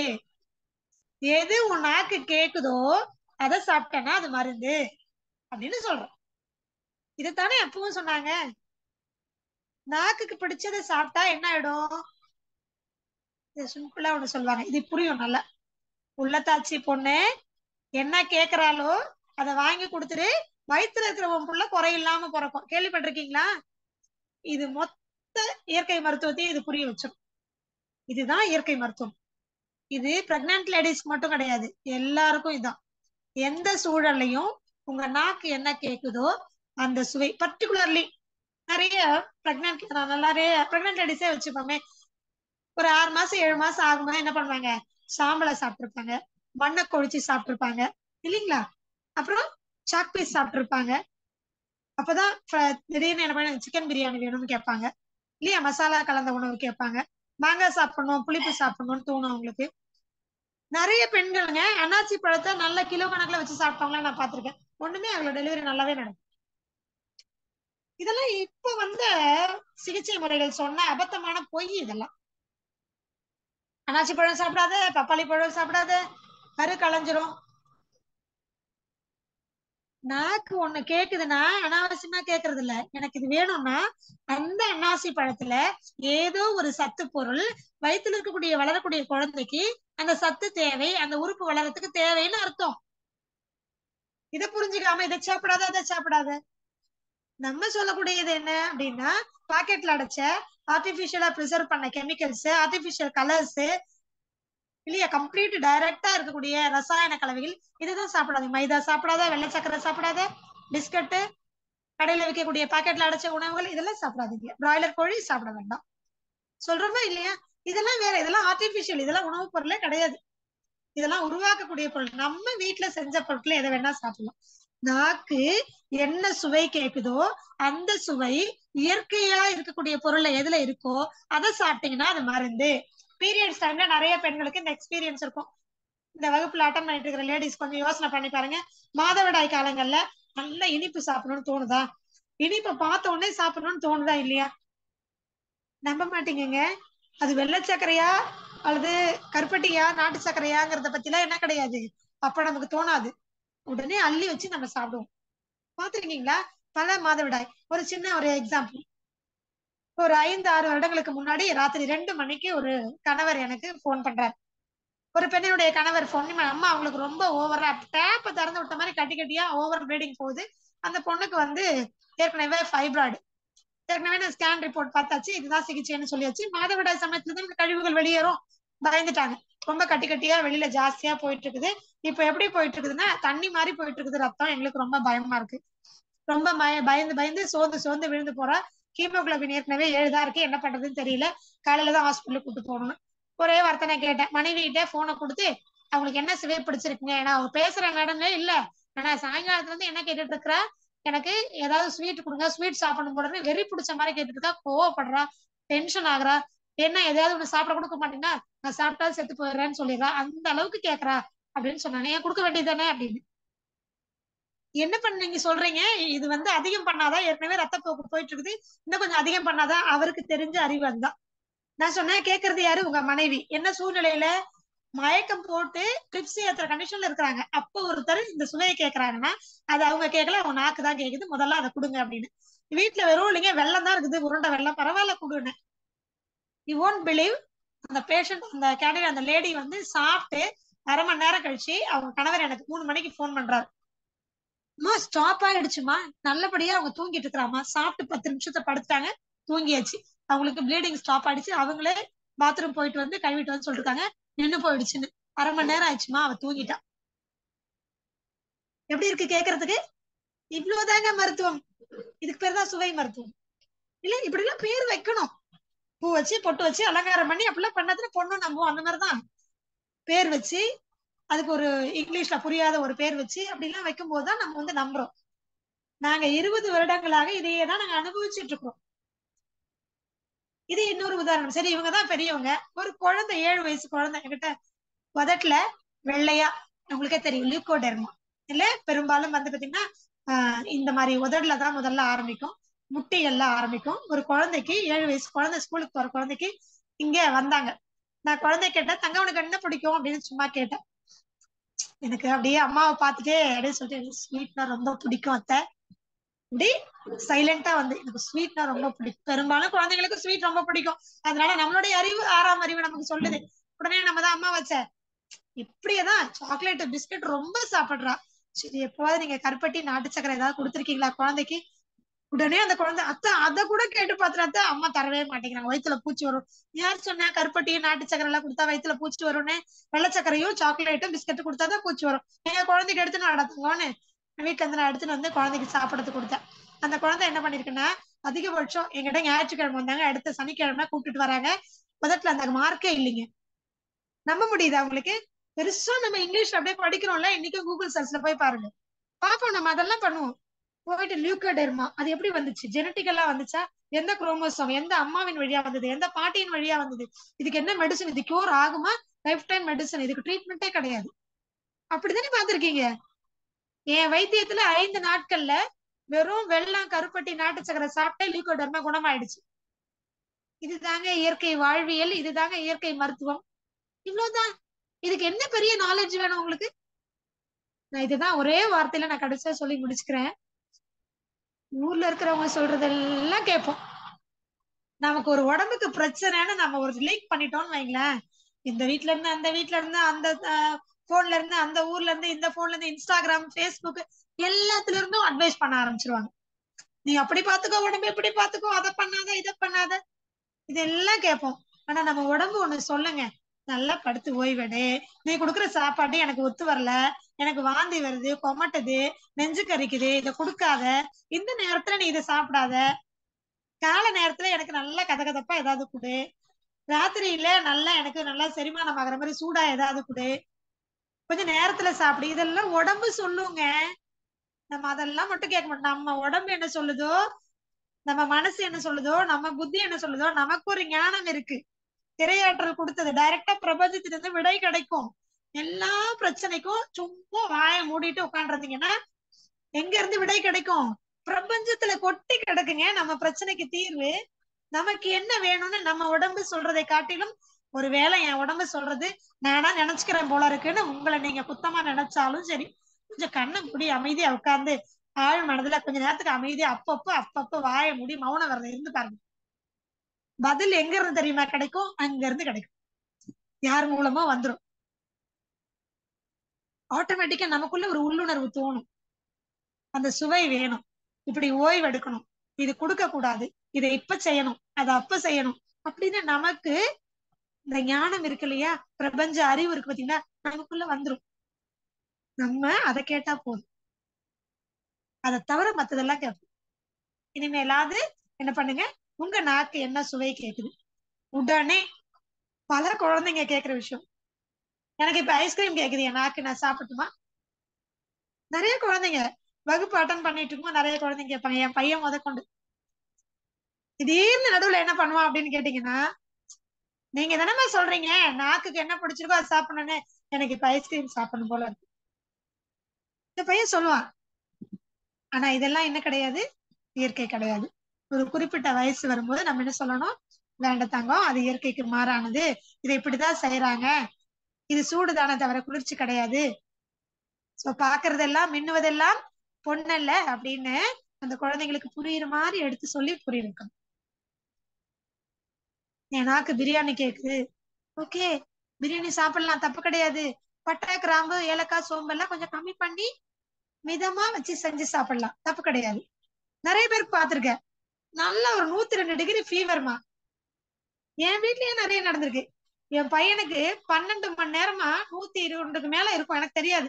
நான் வீட்டுல தெர்மாமீட்டர்ல வச்சு பாக்குற பழக்கமே இல்லை. ஃபீவர், நல்லா கண்ணு செவந்திருக்கு, உதடெல்லாம் செவந்து போயிருக்கு, எந்திரிக்க முடியல. ஒரே விஷயத்த மட்டும் திரும்ப திரும்ப திரும்ப கேட்கலாம். என்ன கேட்கறான் தெரியுங்களா? அதெல்லாம் நிலவேம்பு கஷாயம் கொடுத்ததே இல்லைங்க வாழ்க்கையில அவனுக்கு. ஊருக்கெல்லாம் சொல்லுவேன் என் பையனுக்கு, சும்மா அப்படியே விட்டுரும். நான் இயற்கை மருத்துவத்தை தான், இயற்கை வாழ்வியலை தான் கடைபிடிக்கிறேன். என் பிள்ளைக்கு நான் அதுதான் இப்ப வரைக்கும், 11 வயசாச்சு, இப்ப வரைக்கும் அதுதான். என்ன நடந்தாலும் சரி, உடம்பு என்ன சொல்லுதோ அதை பண்ணு. நைட் 2 மணிக்கு ஃபீவர் வந்ததுனால எழுந்து போய் தண்ணியை நிறைச்சு என்ன பண்ணுவான், ஒரு டப்ல நிறைச்சு பேசாம உட்காந்துப்பான். அம்மா என் சூடெல்லாம் தணியணும், அவ்வளவுதான். அவனுக்கே தெரியும் உடம்பு சொல்லும், அவன் அதை தான் ஃபாலோ பண்ணுவான். சளி பிடிச்சிருக்கா, துணியை கையில எடுத்துப்பான், சீந்தி சீந்தி போட்டே இருப்பான், அவ்வளவுதான், அதோட சரியா போயிடும். ஃபீவர் 2 தடவை தண்ணிக்குள்ள உட்காந்தானா சரியா போடும், அவனே இனிமா எடுத்துப்பான், சரியா போயிடும், அவ்வளவுதான். இவ்வளவுதான், இதெல்லாம் பண்ணாலே சரியா போயிடும். சோ பெரும்பாலும் என்ன அப்படின்னு சொன்னா, நமக்கு அவங்களுக்கே உடம்புக்கு தோணும், அதெல்லாம் அவங்களே விட்டுடணும். நம்ம ஃப்ரீயா விட்டுட்டோம்னா அவங்களே செஞ்சு சரி பண்ணிப்பாங்க. வேற பெருசா எதுவுமே தேவையில்லை. சோ ஏதாவது வேணும்னா நம்ம தான் என்ன பண்ணணும், புரியுற மாதிரி எடுத்து சொல்லி புரிய வைக்கணுமே தவிர, நம்ம அவங்க இஷ்டத்துக்கு இயற்கையில கிடைக்கக்கூடிய எந்த பொருள்ல அந்த சுவை இருக்குதோ அதை கொடுத்தீங்கன்னா அந்த பிரச்சனை தானாவே சரியா போகும். இவ்வளவுதான், வேற ஒண்ணுமே வேண்டாம். வீட்டுல டப்பு வச்சுக்கோங்க, இனிமா கேன் வச்சுக்கோங்க. சோ இதெல்லாம் கழிவு நீக்கம், ஃபர்ஸ்ட் எய்ட் மாதிரி இதை பண்ணிட்டீங்கன்னா எல்லா நோயும், நான் பல வருடங்களா சொல்லி, எல்லா நோய்க்கும் அடிப்படை சூடு. சோ வீட்டுல ஒரு டப்பு, பார்த்து டப்பு வச்சுக்கோங்க, அழகா உட்கார்ந்து தினமும் ஒரு 1/2 மணி நேரம் ஒவ்வொருத்தரும் உட்கார்ந்து இந்த கிளைமேட்டுக்கு உட்கார்ந்து பாருங்களேன். நீங்க சொன்ன வியாதி, சொல்லாத வியாதி, உங்களுக்கு தெரிஞ்ச வியாதி, தெரியாத வியாதி, நீங்க பேர் வச்சு பூ சூட்டி கொண்டாடின வியாதி, உங்களுக்கே தெரியாம உள்ளுக்குள்ள புரிஞ்சிட்டு இருக்கிற வியாதி, எல்லாமே சரியா போடும். இது ஒரு நல்ல ஒரு எக்ஸ்பீரியன்ஸ், அனுபவிச்சிருக்கேன் நான். நிறைய பேர் அனுபவிச்சதை நான் கேட்டிருக்கேன். சோ நீங்களும் என்ன பண்ணணும், இதெல்லாம் பண்ணி பாருங்க, சரிங்களா? இயற்கை மருத்துவம் அப்படிங்கிறது இன்றைய காலகட்டத்துல ரொம்ப ரொம்ப ரொம்ப அவசியமானது. எந்த சிகிச்சை முறைக்கு நீங்க போனாலும் இயற்கை மருத்துவத்துக்குள்ள வராம முழுமையான தீர்வு கிடைக்காது. பத்தியமோ குளியல் முறையோ, இதை சாப்பிடு அதை சாப்பிடு, சாப்பிடாம இரு, உண்ணாவிரதம் இரு, மௌன விரதம் இது, எல்லாத்துலயும் உண்டு. அடிப்படை எது? இயற்கை வாழ்வியல். சூட்டை தணிக்கணும். தூக்கம், நல்லா தூங்கி எழுந்தா வியாதி சரியா போடுன்னு சொல்றாங்களா இல்லையா? இது எங்க இருக்கு? பிரபஞ்சத்துல இருக்கு. இதுதான் இயற்கை மருத்துவம், இதுதான் இயற்கை வாழ்வியல். சோ இயற்கைக்கு நேரான வாழ்க்கை முறையை யார் வாழ்கிறீர்களோ உங்களுக்கு இயற்கை மருத்துவமும் அவசியம் இல்லை. ஓ, இயற்கை மருத்துவமே அவசியம் இல்லையா? இயற்கை மருத்துவம் மட்டும்தான் உலகத்திலேயே, இந்த பிரபஞ்சத்திலேயே இயற்கை மருத்துவம் மட்டும்தான் முழுமையான தீர்வை கொடுக்கும். மற்றது எல்லாமே மருத்துவம் மட்டும், வாழ்வியல் கிடையாது. மருத்துவம் மட்டும் பிரச்சனைகளை மட்டும்தான் சரி பண்ணும், ஆணி வேரை சரி செய்யாது. ஒண்ணு. ரெண்டாவது, வருமுன் காப்போம் அப்படிங்கிறது இயற்கை வாழ்வியல், நம்மளுடைய பாரம்பரிய வாழ்க்கை முறை, நம்முடைய இயற்கை மருத்துவத்துல மட்டும்தான் இருக்கு. அதனாலதான் நோயை முழுமையாக குணப்படுத்தி இனி ஆரோக்கியமாக வாழ்நாள் முழுக்க வாழணும் அப்படின்னு நினைச்சீங்கன்னா இயற்கை மருத்துவத்துல மட்டும்தான் தீர்வு இருக்கு. அதுதான் இன்றைய காலகட்டத்துல அவசியமானதும் கூட. அதனால இதை பத்தி நம்ம இயற்கை மருத்துவத்துல இயற்கை வாழ்வியல் முறை என்ன, அந்த இயற்கை மருத்துவம் என்னென்ன சிகிச்சை முறைகள் இருக்கு, ஒவ்வொரு வியாதிக்கும் எதெல்லாம் நம்ம செய்யணும் செய்யக்கூடாது, இதெல்லாம் கத்துக்கணும்னு ஆர்வமா இருந்தீங்க அப்படின்னு சொன்னா நிச்சயமா வருகிற வகுப்புல இருந்து ஒவ்வொரு பயிற்சி முறைகளையும் வாழ்வியல் முறைகளையும் உங்களுக்கு எவ்வளவு எளிமையா முடியுமோ நான் உங்களுக்கு என்னுடைய அனுபவத்தோடு சேர்த்து இதோட பகிர்ந்துக்கிறேன். இப்போ இதுவரைக்கும் நம்ம சொல்லி கொடுத்த விஷயங்கள்ல ஏதாவது சந்தேகம் இருந்ததுன்னா, இன்றைக்கு சொல்லி கொடுத்த விஷயத்துல மட்டும் சந்தேகம் இருந்ததுன்னா கேளுங்க. இனி வரக்கூடிய காலங்கள்ல அதை பத்தி இன்னும் தெளிவா பார்க்கும்போது இன்னும் நீங்க தெளிவாயிடுவீங்க, சரிங்களா? அண்ட் இன்னும் உங்களுக்கு ஏதாவது இதுல இல்ல இப்போ சமீபத்துல இப்ப எனக்கு சில பிரச்சனைகளுக்கு உடல் ரீதியா அப்படின்னு சொன்னா உங்களுக்கு தீர்வு வேணும், பயிற்சி வேணும்னு நீங்க ஆசைப்பட்டீங்கன்னா என்னுடைய வாட்ஸ்அப் எண்ணை வந்து அவங்க கிட்ட இருந்து வாங்கிக்கோங்க. தயவு செஞ்சு போன்ல தொடர்பு கொள்ளாதீங்க. ஏன்னா பல நேரங்கள்ல மருத்துவ மையங்கள்ல சிகிச்சை கொடுத்துட்டோ இல்லது பிள்ளைங்களுக்கு இயற்கை வாழ்வியல் பயிற்சி கொடுத்துட்டோ இருக்கிறதுனால பெரும்பாலும் என்னால போன் எடுக்க முடியாது. வாட்ஸ்அப் தான் எனக்கும் கன்வீனியன்ட். ரொம்ப எளிமையா நான் உங்களுக்கு ரெக்கார்ட் பண்ணி உங்களுக்கு தீர்வுகளை கொடுக்க முடியும். ஸோ தயவு செய்து புரிஞ்சுக்கோங்க. இன்றைய வகுப்புல என்ன சந்தேகம் இருக்கோ அதை கேளுங்க. நன்றி, வணக்கம்.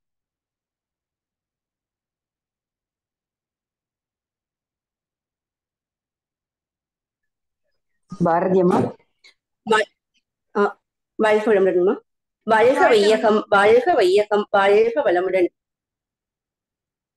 மிகச் சிறப்பான வகுப்புங்கம்மா. நன்றிங்கம்மா. வாழ்க வளமுடன். இயற்கை உணவை எடுத்துக்கிட்டா அம்மா வறுத்தது பொறுத்தது எல்லாம் சாப்பிடாம இருந்தாலே அறுவை சிகிச்சை இல்லாம பிரசவம் நடக்கும்னு சொன்னாங்க. டெலிவரிக்கு முன்னால எனிமா கொடுக்கறதுக்கு காரணம் மலக்குடல்ல அபான வாயு உற்பத்தியாகி குழந்தைக்கும் அம்மாவுக்கும் தொந்தரவு ஆகும்னு விளக்கமா சொன்னாங்க. அடுத்தது இயற்கை உணவு சிகிச்சையை பற்றி விளக்கமா சொன்னாங்க. 17 வருஷமா படுக்கையில இருந்த பொண்ண இயற்கை மருத்துவத்தின் உதவியால எழுந்து நடந்த அதிசயத்தை சொன்னாங்க. ஒவ்வொரு பெண்ணும் இயற்கை வாழ்வியல் முறையை கத்துக்கிட்டா ஒவ்வொரு குடும்பமும் சமுதாயமும் முன்னேறும். இயற்கையோட இணைந்து வாழும் கலைய ஏன்னு காரண காரியங்களோட விளக்கமா சொன்னாங்க. அப்புறம் பிரபஞ்சத்துல இயற்கை மருத்துவம் ஒன்றே ஆரோக்கியமான வாழ்வுக்கு தீர்வை தரும்னு சொன்னாங்க. நம்ம எல்லாருக்கும் பயன்படும் வகையில சிறப்பா எடுத்து கூறிய இயற்கை மருத்துவர் அகிலா அம்மா அவர்களை துரிய நிலையில் நின்று வாழ்த்துவோம். அம்மா அவர்களும் அவர்களது அன்பு குடும்பமும் அருட்பேராற்றல் கருணையினால் உடல் நலம், நீலாயுள், நிறை செல்வம், உயர் புகழ், மெஞ்ஞானம் ஓங்கி வாழ்க வளமுடன், வாழ்க வளமுடன். மிக்க நன்றிங்கம்மா. வாழ்க வளமுடன். கேள்வி பதில் நிகழ்ச்சி இல்லைங்களா?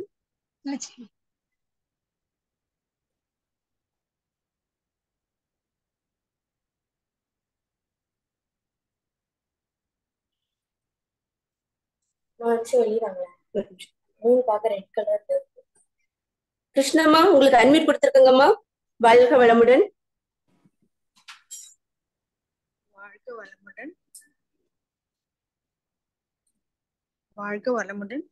வாழ்க வளமுடன். சொல்லுங்கம்மா. ஸ்ட்ரோக் பேஷண்ட்ஸ் கொஞ்சம் தடுமாறும். ஃபோன் நம்பர் கொடுக்குறீங்களா? உங்களுக்கு குழுவுல வந்து பதிவிடுவாங்கன்னு நினைக்கிறேன்மா. நீங்க அவங்க கிட்ட வாங்கிக்கோங்க.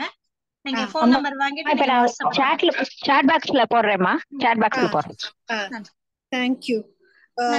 12 வருஷம் 10 இயர்ஸா ஸ்ட்ரோக் பேஷண்ட்ஸ். சரி. கொஞ்சம் அது ஸ்பீச் பிஹெச்டி பண்ணி எல்லாம் முடிச்சிருக்கேன். ஆனா 0. அதனால என்ன பண்றதுன்னு தெரியல. Left right side. Okay. Right side. ஆனா பெண்ணாங்களா? Male or female? Female. Okay. Improvement இதுவரைக்கும் எதுவுமே இல்லையா? படுத்துட்டு தான் இருக்காங்களா இல்ல கொஞ்சம் இம்ப்ரூவ்மென்ட்? இல்ல கொஞ்சம் நான் தான். ஓகே. சாரி. கொஞ்சம் பேசுறேன். ஆனா கொஞ்சம் இருக்குது. என்னன்ட்டு சித்த மருத்துவத்துல இருக்கேன். இப்பதான் சித்த மருத்துவத்துல தான் இருக்கேன். சரியா போயிடும்னு சொல்றாங்க. ஆனா தெரியல. போன் நம்பர் கொடுத்துன்னா நான் பேசிக்கிறேன். சரி, இப்ப உங்களுக்கு நம்பர் அனுப்பிச்சிருக்காங்கம்மா. இதுல ஒரே ஒரு தகவல் மட்டும் நான் சொல்லிக்க விரும்புறேன். சித்த மருத்துவமே எடுத்தாலும் நம்ம சொல்லி கொடுக்கிற விஷயங்களை இயற்கை வாழ்வியல் முறைகள் தான். அதை சொல்லி கொடுத்தோம் அப்படின்னு சொன்னா நிச்சயமா நீங்க முழுமையா ரொம்ப விரைவில் குணமடைஞ்சுவீங்க. இதுல எந்தவித சந்தேகமும் இல்லை. சரிங்களா? நீங்க தொடர்பு கொள்ளுங்க. நன்றி. தேங்க்யூ.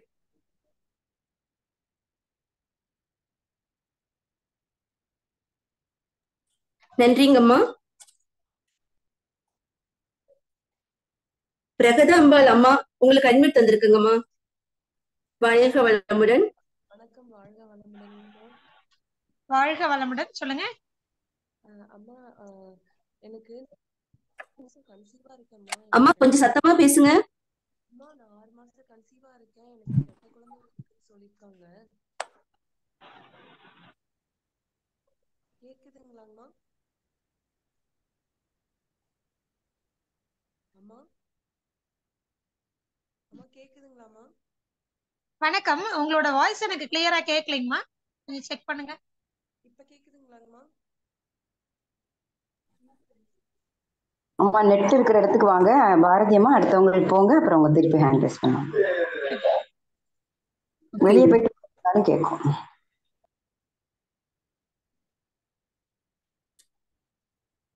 வாழ்க வளமுடன். லதாமா உங்களுக்கு அட்மிட் கொடுத்துருக்குங்கம்மா. அம்மா வாழ்க வளமுடன். வாழ்க வளமுடன், சொல்லுங்க. நாங்க ஒரு 5 வருஷமா செவிவழி தொடு சிகிச்சை தான் பாத்துக்கிட்டு இருக்கிறேன். எங்க டாக்டர் அம்மா பேர் சண்முக பிரியா. சரிங்க. எனக்கு இப்ப காதுல கொஞ்சம் பிரச்சனை இருக்கு, கொஞ்சம் அடப்பு மாதிரியே இருக்கு. அதான் சரி என்னன்னு கேட்கலாம் அப்படின்னு. சரிங்கம்மா. ஏன்னா காது அப்படிங்கிறது பெரும்பாலும் அட்ரினல் சுரப்பியினுடைய கண்ட்ரோல்ல இருக்கக்கூடியது. அது மட்டும் சிறுநீரகத்தினுடைய வெளிப்பாடு. அப்போ உங்களுக்கு கர்ப்பப்பையிலயோ அல்ல சிறுநீரகத்திலயோ சிறுநீர் போற பாதையிலயோ ஏதாவது தொற்றுகள் இருந்தாலோ அல்லது ஹார்மோனல் இம்பேலன்ஸ் ஏதாவது இருந்தாலும் கூட இப்படி இருக்கும். நம்ம காதுன்னா காதுல மட்டும்தான் பிரச்சனைன்னு நினைச்சுக்க கூடாது. அதனால இது என்னுடைய வெளிப்பாடுங்கிறத பாக்கணும். நீங்க எனக்கு வாட்ஸ்அப்ல எத்தனை வருஷமா இருக்கு சில கேள்விகள்லாம் நான் அனுப்புறேன். நீங்க எனக்கு வாட்ஸ்அப்ல தகவல் கொடுங்க. அதுக்கு நான் முழுமையான தீர்வுகளை நான் உங்களுக்கு ரெக்கார்ட் பண்ணி அனுப்புறேன். சரிங்கம்மா சரிங்கம்மா. உங்க நம்பரை சாட் பாக்ஸ் எடுத்துக்கிட்டுங்களா? ஆமா எடுத்துக்கோங்கம்மா, தருவாங்க. சரிங்கம்மா, நன்றிங்கம்மா. வாழ்க வளமுடன். வாழ்க வளமுடன். வாழ்க வளமுடன். நன்றிங்கம்மா. ராஜம்மாளம்மா உங்களுக்கு அட்மிட் கொடுத்துருக்குறேங்க. வாழ்க வளமுடன். ராஜம்மாள்மா.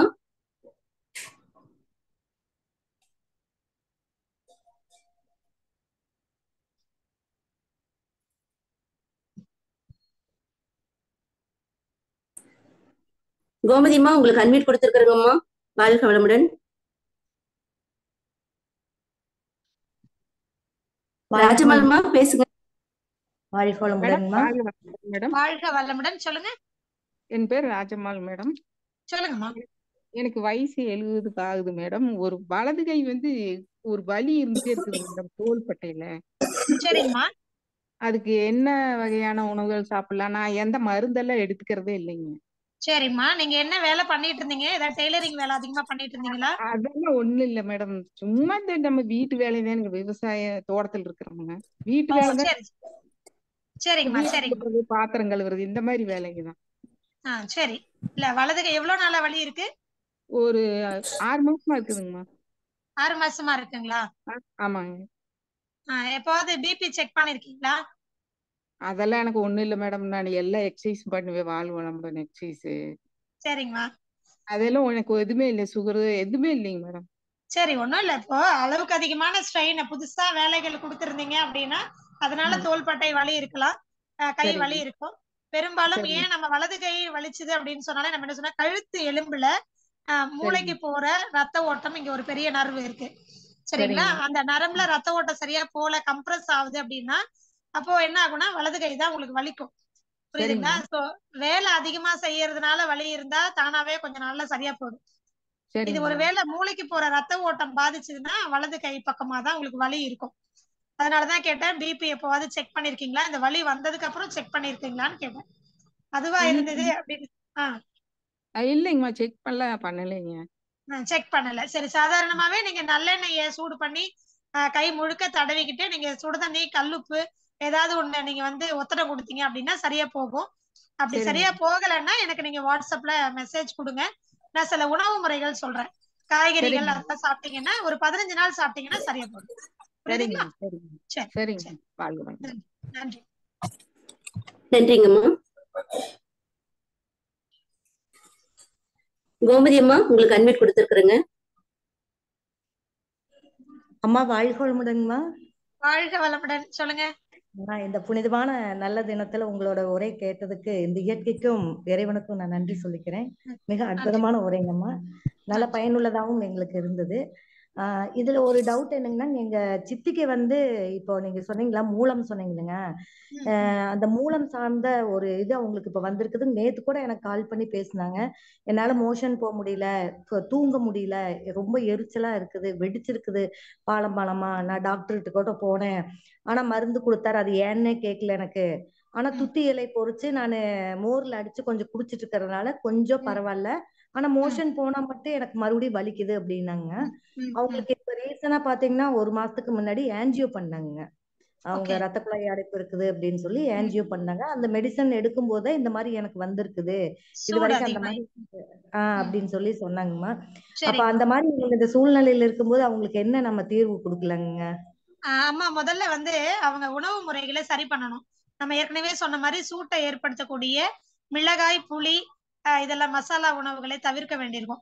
சரிங்களா? ஒரு 10 நாளைக்கான டயட்டை நான் உங்களுக்கு ரெக்கார்ட் பண்ணி அனுப்புறேன். எனக்கு வாட்ஸ்அப்ல மெசேஜ் கொடுங்க.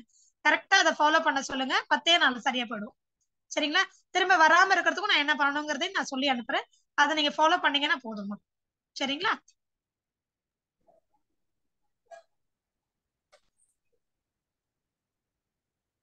ஹலோ வணக்கம். நான் சொன்ன விஷயங்கள் கேட்டதுங்களா உங்களுக்கு? சித்ரா பாலகிருஷ்ணன் அம்மா. அம்மா வாழ்க வளமுடன்மா. சித்ரா பாலகிருஷ்ணன் அம்மா. அம்மா வாழ்க வளமுடன்மா. அகிலா அம்மா, உங்களுடைய குரல், உங்களுடைய ஃபேஸ் என்ன ஒரு இம்ப்ரூவ்மெண்ட். என்னைய மாதிரி அப்படி கணீர்னு பேசி இந்த மருத்துவத்துறையை கொண்டு போய் அப்படி வச்சுட்டீங்கம்மா. அந்த ஆன்சர் சொன்னீங்க பாருங்க, பிரபஞ்சத்துல இருந்து எல்லாமே வருதுங்கிறது வாழ்க்கையில அனுபவத்துல கண்ட உண்மைமா. ரொம்ப ரொம்ப ரொம்ப உங்களுக்கு வாழ்த்துக்கள். நான் பிள்ளைங்களை எல்லாம் படிக்க வைக்கணும் அப்படின்னா நேச்சுரோபதி தான் படிக்க வைக்கணும் அப்படின்னு நான் என் மைண்ட்ல செட் பண்ணியே வச்சிருக்கேன். நிச்சயமா இது இந்த ஆங்கில மருத்துவம் எல்லாம் புடிச்சு போட்டு உள்ளார ஐசியில போட்டு பாடா படிச்சு வைக்கிறது, கண்ணீரே வந்துடுது. உங்களுடைய கணீர் குரல் அவ்வளவு நல்லா இருக்கு. குழந்தைக்கு வந்து பால் மட்டும் தான் சாப்பிடறாமா, வேற இயற்கையா உணவு வந்து எடுத்துக்கிறதுக்கு வேற எல்லா ஃப்ரூட்ஸ் அதெல்லாம் நல்லா கொடுக்கலாமாமா? அவனுக்கு ஒரு 2 வயசு ஆகுது. 2 வயசு ஆகுதுன்னா நம்ம பெரும்பாலும் இனி வரப்போற வகுப்புகள்ல வந்து இயற்கை உணவு, அதாவது ருசியா எப்படி காய்கறிகளை குழந்தைங்களுக்கு சாப்பிட வைக்கிறது அப்படின்னு நிறைய மெத்தட்ஸ் இருக்குங்க. குழந்தைங்க வந்து நீங்க அப்படியே வெண்டைக்காய் சாப்பிடுன்னா அன்னைக்கு நம்ம எல்லாம் சாப்பிட்டோம், இப்ப இருக்கிற குழந்தைங்க எல்லாம் சாப்பிட மாட்டாங்க. அந்த மாதிரி எல்லா பச்சை காய்கறிகளை மில்க் ஷேக் வடிவுல, சலாடு ஃபார்ம்ல அப்படி எல்லாம் ஸ்டஃப் பண்ணி அப்படி எல்லாம் நிறைய இருக்கு மெத்தட்ஸ். சரிங்கம்மா.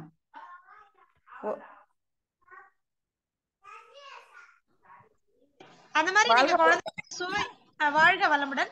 இல்ல நடுவுல ஒரு கால் வந்துருச்சு, சாரி. நீங்க அந்த மாதிரி என்ன பண்ணலாம்னா, நீங்க தாராளமா குழந்தைங்களுக்கு இயற்கை உணவுகளை கொடுங்க. நீங்க சமைக்கும் போதே என்ன பண்ணணும்னா, நீங்க ஒரு பீஸ் எடுத்து வாயில வைக்கணும்.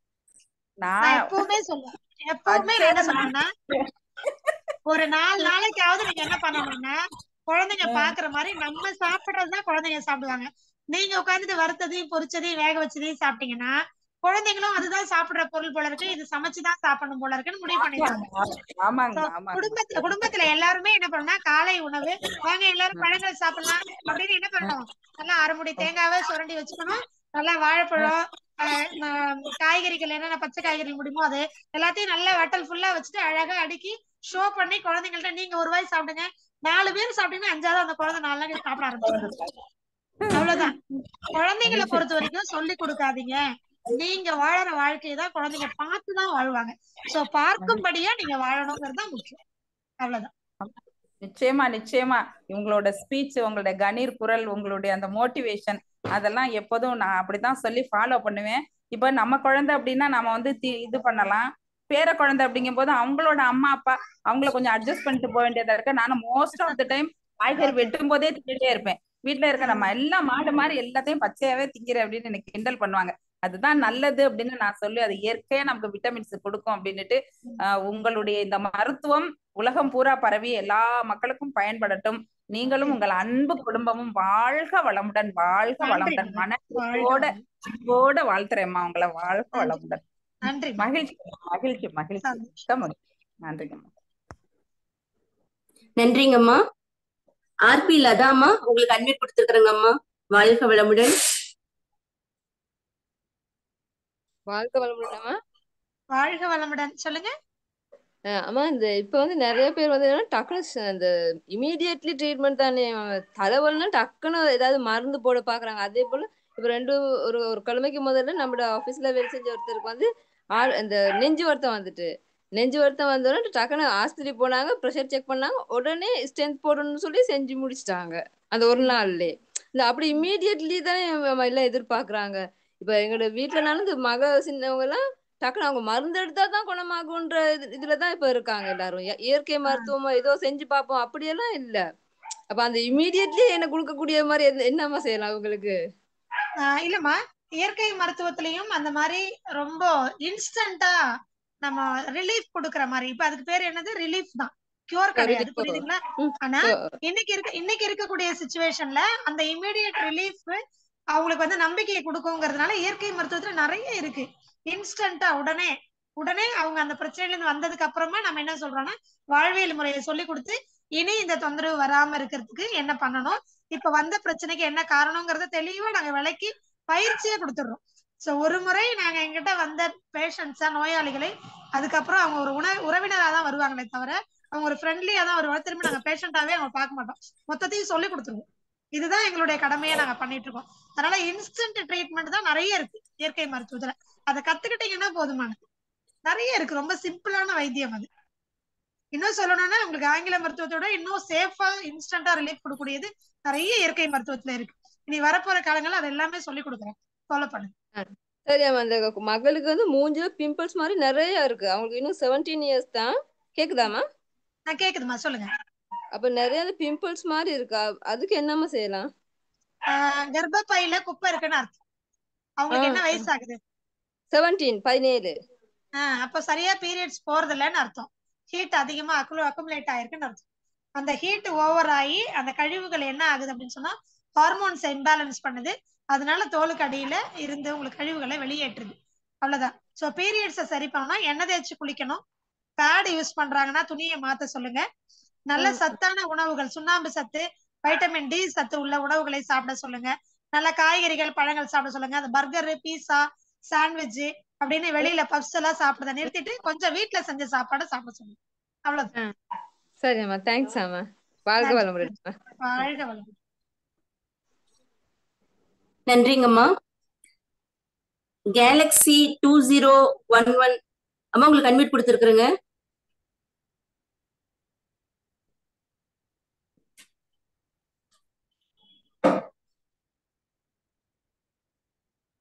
கேலக்ஸி 2011 அம்மா.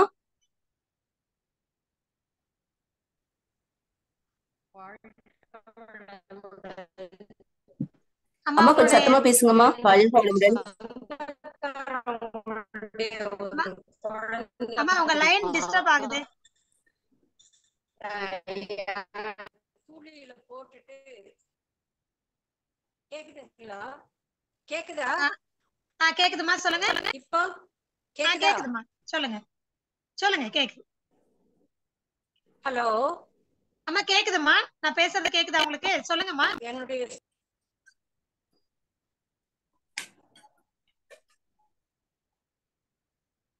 வணக்கம். Techno Common unmute பண்ணிருக்கிறேங்க.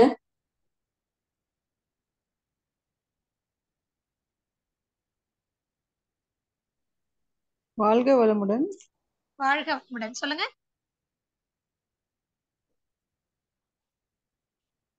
அம்மா சொல்லுங்கம்மா. கேக்குதுங்களா? கேக்குதுமா, சொல்லுங்க. 6 மாசத்துக்கு மேல குழந்தைகளுக்கு வந்து சாப்பாடு வந்து நம்ம இன்ட்ரோடியூஸ் பண்ணும்போது இப்ப இயற்கை உணவே கொடுத்து பழகிடலாமா, இல்ல சமைச்ச உணவு கொடுக்கணுங்களா, இல்ல எந்த மாதிரி முறையில கொடுக்கணுங்க? இயற்கை உணவு கொடுக்கற ஆரம்பிக்கிறீங்க அப்படின்னு சொன்னா முதல்ல நீங்க வீட்டுல தோட்டம் போட ஆரம்பிக்கணும். சரிங்க மேம். சரிங்களா? வீட்டுல என்ன பண்ணணும் அப்படின்னா காய்கறிகள், முடிஞ்ச வரைக்கும் காய்கறிகளையாவது என்ன பண்ணணும் வீட்டுல விளைய வைக்க ஆரம்பிங்க. ஆரம்பத்திலேயே என்ன பண்ணுங்க, கொஞ்சம் நல்ல ஒரு ஷோகேஸ்ல வச்ச, ஃப்ரீசர்ல வச்ச, இல்ல ஃப்ரிட்ஜ்ல ஏசி ரூம்ல வச்ச காய்கறிகள் பழங்களை வாங்காம சாதாரண நடைவண்டி கடைகள்ல, தெருக்கடைகள்ல விற்கக்கூடிய, சாதாரண மளிகை கடையில விற்கக்கூடிய காய்கறிகளை ஃப்ரெஷ்ஷானதா முடிஞ்ச வரைக்கும் வாங்கிட்டு வந்து, அதுவும் அதுல பூச்சி எல்லாம் இருந்துன்னா அதை பார்த்து வாங்கிட்டு வாங்க. பூச்சியை எடுத்து போட்டு அதை சமைச்சு சாப்பிடுங்க, தப்பு கிடையாது. அண்ட் பச்சையா கொடுத்து பழக்கினீங்கன்னா ரொம்ப நல்லது.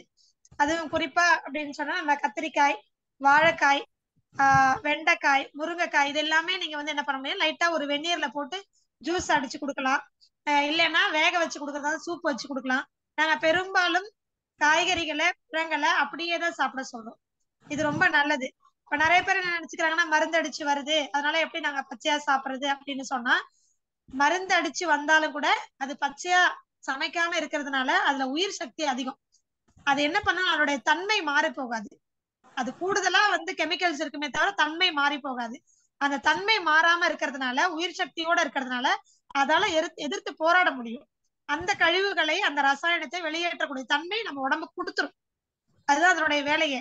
அதனால தைரியமா சாப்பிடறது கொடுங்க. வேக வச்சு சாப்பிடறத விட வேக வைக்காம இயற்கையா சாப்பிடறதுதான் உடலுக்கு எதிர்ப்பு சக்தியை கொடுக்கும், ஆரோக்கியத்தையும் கொடுக்கும்.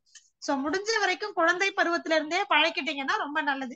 ஆனா அதை மட்டுமே பழக்கினீங்கன்னா சமுதாயத்துல குழந்தையோட சர்வைவ் பண்றது ரொம்ப கஷ்டமா இருக்கும். அதாவது இப்ப உங்க குழந்தையோட அத்தை வீட்டுக்கு போறாங்க, பாட்டி வீட்டுக்கு போறாங்க, மாமா வீட்டுக்கு போறாங்க, சித்தப்பா வீட்டுக்கு போறாங்கன்னா அங்க போய் இல்ல என் குழந்தை இயற்கை உணவு தான் சாப்பிடுவாங்க, இதை மட்டும் தான் கொடுங்கன்னா அங்க இருந்தா பரவாயில்ல, இல்ல அப்படின்னு சொன்னா குழந்தை பட்னியா கிடக்க வேண்டியிருக்கும். இல்லைன்னு சொன்னா சாப்பிட்டா ஒத்துக்காம போயிடுற மாதிரி இருக்கும். சமைச்சதை சாப்பிட்டா ஒத்துக்காம போற ஒரு தொந்தரவு வரும். சோ ஒரே மாதிரியான வாழ்க்கை முறையை கொண்டு வர வேண்டாம். சோ ஒருவேளையாவது சமைக்காத காய்கறிகள், பழங்கள், முளை கட்டிய தானியங்கள் இதையெல்லாம் ஆரம்பத்துல இருந்தே கொடுத்து பழக்குங்க. உங்க குடும்பத்துல எல்லாருமே அந்த வாழ்க்கை முறைக்கு வந்துருங்க. மீதி ஒரு நேரம் முடிஞ்ச வரைக்கும் சமைச்ச உணவு அது எப்படி இருக்கணும்னா பாரம்பரிய அரிசியில செஞ்ச சாப்பாடு, காய்கறி, கூட்டு, பொரியல், அறுசுவை உணவு இருக்கணும். வாரத்துக்கு ஒரு நாளாவது வாழை இலையில சாப்பிட்டு பழகுனீங்கன்னா குழந்தைக்கும் அந்த பழக்கம் வந்துடும். சோ நம்ம எந்த வாழ்க்கை முறை நம்ம குழந்தை பழகணும்னு நீங்க நினைக்கிறீங்களோ அதையெல்லாம் நம்ம முதல்ல என்ன பண்ணணும்னா அப்படியே என்ன பண்ணணும், நம்ம வாழ்ந்து காட்டணும். குழந்தைங்க ஈஸியா நம்மள ஃபாலோ பண்ணி வந்துருவாங்க. இரவு உணவுங்கிறதே 6:30 மணி 7 மணிக்குள்ள சாப்பிட்டு முடிச்சிடணும். அதுவும் சிறுதானிய உணவா இருக்கணும். சோ ஒவ்வொரு வேளையும் ஒவ்வொரு விதமான சமச்சீரான உணவுங்கிறது இதான். இப்படி கொடுத்து பழக்கிட்டீங்கன்னா குழந்தைங்க நிச்சயமா ஆரோக்கியமா இருப்பாங்க. புரியுதுங்களா? Okay ma'am. இன்னொரு டவுட்.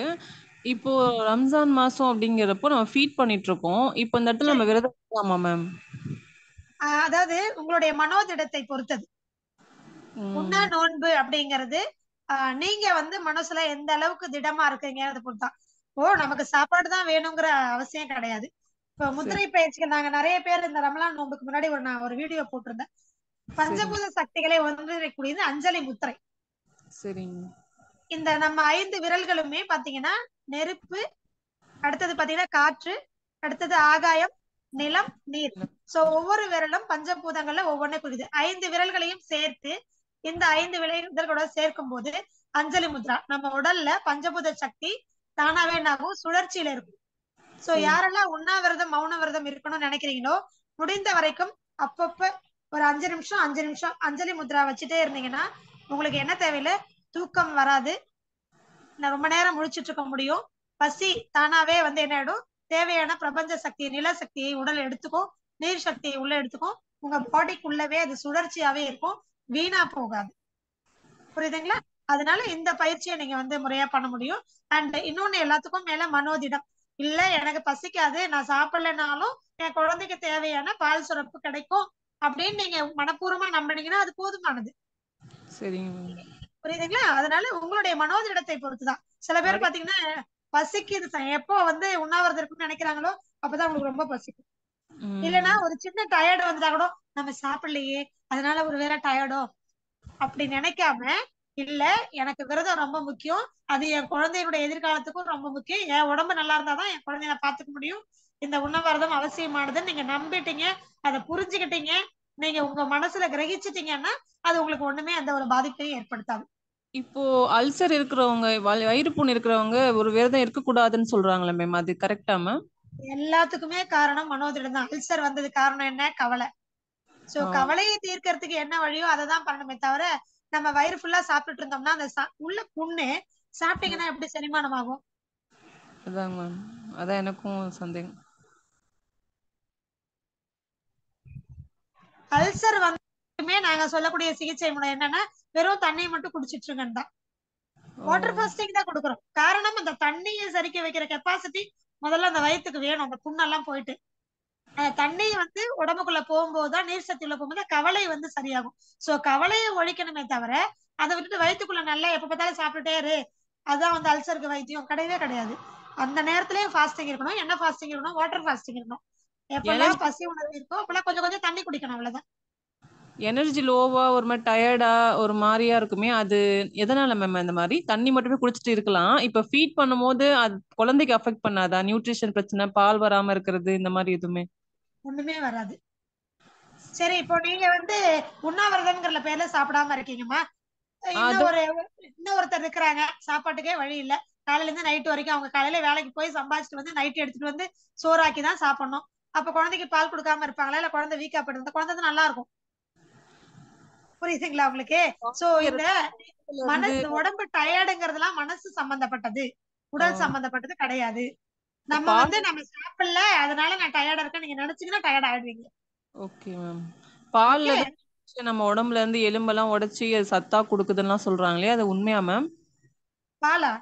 பால் தாய்ப்பால் கொடுக்குறோம்ல, அந்த பால்ல நம்ம உடம்புல இருக்க சத்தெல்லாம் உறிஞ்சுதான் அந்த பால் கிரியேட் ஆகி தாய்ப்பாலா குழந்தைக்கு ஃபீட் பண்றோம்னு சொல்றாங்களே, அது உண்மைங்களா? அப்படிலாம் இல்லம்மா. பஞ்சபூதங்கள் நம்ம உடம்புல இருக்கக்கூடிய நம்ம சாப்பிடக்கூடிய சாப்பாடு, எனர்ஜி, ரத்தம் எல்லாமே அதுக்கு குழந்தைக்கு தேவையான உணவா மாறிதான் உள்ள போகுதே தவிர பாலா தான் போகுதே தவிர எலும்புல இருந்தெல்லாம் கிடையாது. அதெல்லாம் ஒரு விதமான ஒரு புரிதல் இல்லாத, சரியான புரிதல் இல்லாதவங்க சொல்லக்கூடிய விளக்கம். சயின்டிபிக்கலி நமக்கு எப்படி உணவு சக்தியா மாறுதோ அந்த மாதிரி நம்ம சாப்பிடுற சாப்பாடு, பிராணவாயு, அதனால தண்ணீர் சக்தி, இது எல்லாமே குழந்தைக்கு ஒரு விதமான பஞ்சபூத சக்தியா கிரியேட் ஆகிதான் பாலா உள்ள போகுதே தவிர நம்ம சத்துக்கள் குறைஞ்செல்லாம் போகாது. தாயினுடைய சத்து குறைஞ்செல்லாம் போகாது. பயப்பட வேண்டாம். மனோதிடமா இருங்க, அவ்வளவுதான். டெலிவரி ஆகி 5th மந்த்ல எனக்கு பீரியட்ஸ் ஆச்சு மேம். இப்போ இந்த மந்த் எனக்கு பீரியட்ஸ் ஆகல. நான் செக் பண்ணி பார்த்தேன், ஒருவேளை பிரெக்னன்சியா இருக்குமோ அப்படி கூட நான் செக் பண்ணி அப்படி கூட யோசிச்சு பார்த்தா நான் 1 லைன் தான் கோடு வந்துச்சு. இப்போ நான் என்னுடைய உடம்பு ஹீட்னால அந்த மாதிரி ஆச்சுங்களா மேம்? வரலையா இல்ல என்ன அதான் டவுட்டா கேக்குறேன். இப்போ நீங்க தாய்ப்பால் கொடுக்கற வரைக்கும், அதாவது நாங்க என்ன சொல்வோம்னா 1 வருடம் 5 மாதத்துல மாதவிடாய் வரணும். அதுக்கப்புறம் 1 வருடம் ஆகும் உங்களுடைய மாதவிடாய் சீராகிறதுக்கு. காரணம், நீங்க குழந்தைக்கு பால் கொடுக்கும்போது அங்க இருக்கக்கூடிய மெமரி கிளான்ஸ் சொல்லக்கூடிய மார்பகத்துல இருக்கக்கூடிய அந்த கிளான்ஸ் பல நேரங்கள்ல என்ன பண்ணோம்னா கொஞ்சம் தன்னை சரி பண்ணிக்கிறது. அதனால இர்ரெகுலர் பீரியட்ஸ்ங்கிறது சாதாரண விஷயம் தான்.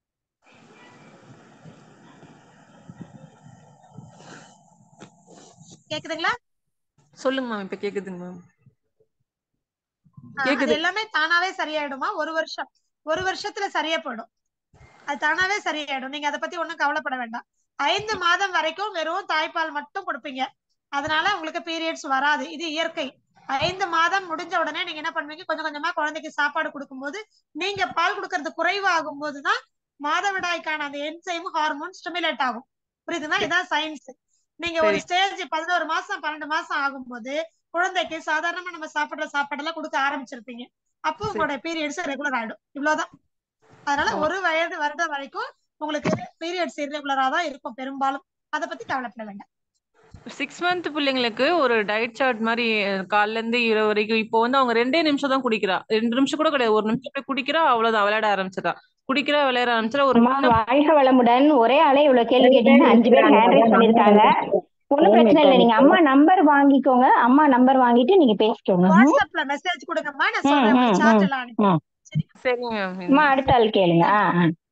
நன்றிம்மா. வாழ்க வளமுடன்.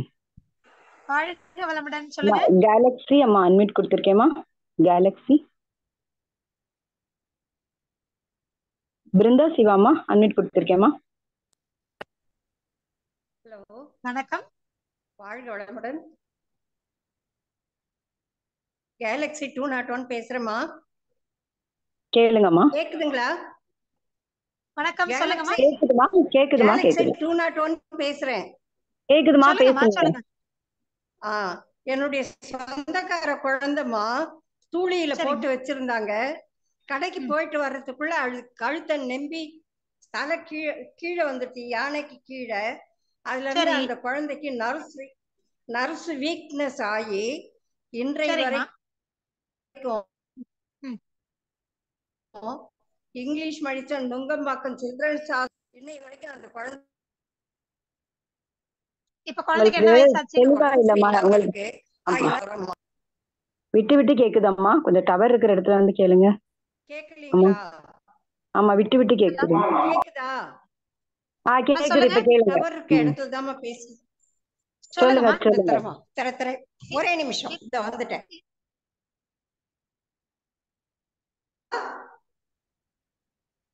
கேக்கலீங்களா? கேக்கலீங்களா? அம்மா, உங்களோடது சரியா கேட்கல. இப்ப கேக்குதுங்கம்மா, சொல்லுங்க. கேளுங்க கேளுங்க. இப்ப கேக்குதுமா? கேளுங்க. அதாம்மா, குழந்தைய தூளியில போட்டுட்டு கடைக்கு போயிட்டு வர்றதுக்குள்ள குழந்தையினுடைய தலை தூளியை விட்டு கீழே இப்படி தொங்கி போச்சு. தொங்கி சரி, போனதுனால குழந்தைக்கு இப்ப அதுல இருந்து அந்த அந்த இது வந்து ஒரு 17 வருஷம் ஆகுதுமா. என்னென்னமோ ட்ரீட்மெண்ட் பண்ணியும் சரியாகல. அதனால உங்க அட்ரஸ் கொடுத்தீங்கன்னா நாங்க நேர்ல கூட்டிட்டு வரோம். சரிங்கம்மா, நீங்க எனக்கு உங்ககிட்ட வாட்ஸ்அப் வாட்ஸ்அப்ல நம்பர்ல பேசுறோம். வாட்ஸ்அப்ல தொடர்பு கொள்ளுங்க. இப்ப 17 வயசு ஆகுதா குழந்தைக்கு? ஆமாங்க. சரிங்கம்மா, நீங்க எனக்கு வாட்ஸ்அப்ல தொடர்பு கொள்ளுங்க. நம்பர் குடுக்குறீங்களாம்மா? அம்மா, நம்பர் உங்களுக்கு அனுப்பிடுவாங்க. உங்க நம்பர் அம்மா சாட்ல போட்டிருக்கோமே, நீங்க கவனிக்கலையாம்மா? அம்மா சாட்ல போட்டிருக்கோமாங்க. பாருங்க. வாழ்க வளமுடன். ஆமா, சாட்ல போட்டிருந்தீங்க, அதை பார்க்க சொல்லுங்க அவங்கள. இல்லம்மா, நன்றி. முடிஞ்சிருக்கா? அழிஞ்சிட்டு இருக்குமா? சரி, நான் இப்ப உங்க கடைசி முடியும் போது சொல்லிடுறேம்மா. முடியும் போது சரிம்மா. சரிம்மா. வாழ்க வளமுடன்மா. வாழ்க வளமுடன்மா. அம்மா வாழ்க வளமுடன். அம்மா கேளுங்கம்மா. பிருந்தாம்மா கேளுங்க. வாழ்க வளமுடன்மா. கேக்குதா? கேக்குதுமா? கேக்குது, கேளுங்க. அம்மா, இப்போ அலோபதியில ரொம்ப நாள் மெடிசின் எடுத்துட்டு இருக்காங்கன்னு வச்சுங்களேன். இப்ப பிபி சுகருக்குலாம் எடுக்கிறாங்க. அவங்களுக்கு ஏதாவது ஒரு இப்ப இந்த சைடு எஃபெக்ட் கேட்கல. அம்மா, அலோபதியில மருந்து எடுக்கிறவங்க பிபி சுகருக்கு இருக்கிறாங்கன்னா அவங்களுக்கு சைடு எஃபெக்ட் இருக்கும்ல, அதுக்கு அப்புறம் என்ன பண்ணலாம்னு கேக்குறாங்கம்மா. அதாவது ஒரு ரெமெடி இருக்காமா? சைடு எஃபெக்ட்ஸ் இருக்கிறது காரணம் அந்த மெடிசன் எடுத்துக்கிறதுனாலதான், வேற ஒண்ணும் இல்ல. அதுக்கு நீங்க இயற்கை வாழ்வியல் முறையோட சேர்ந்து அந்த மெடிசன் எடுத்துக்கிட்டீங்க அப்படின்னு சொன்னா பெரும்பாலும் சைடு எஃபெக்ட் இல்லாம நீங்க வந்து அவாய்ட் பண்ண முடியும். அது ஒண்ணுதான்.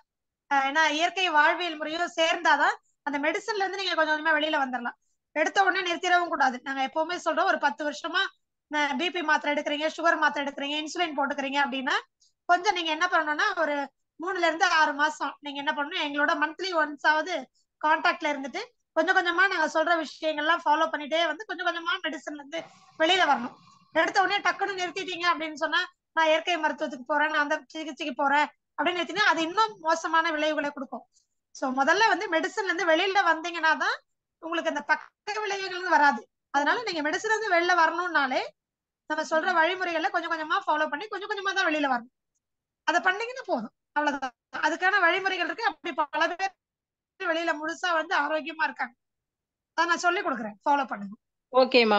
வாட்ஸ்அப்ல உங்களை கான்டாக்ட் பண்றோம்மா. வாழ்க வளமுடன். நன்றிம்மா. நன்றிம்மா. வாழ்க வளமுடன். மகேஸ்வரி அம்மா அன்மிட் கொடுத்திருக்கேம்மா. அம்மா வாழ்க வளமுடன். வாழ்க வளமுடன். அம்மா, எனக்கு ஒரு 3-4 வருஷமா பேக் பெயின், சியாட்டிகா ப்ராப்ளம் இருந்துச்சுமா. நாங்களும் ட்ரீட்மெண்ட்லாம் வெளியே பார்த்து இது ஒன்றும் யோகாலாம் பண்றேம்மா. டெய்லி ரெகுலரா யோகாலாம் பண்றோம். இப்ப வந்து இதுல வேற ட்ரீட்மெண்ட் எடுத்துக்கிட்டு இருக்கேம்மா. இதுல சித்தாவுல.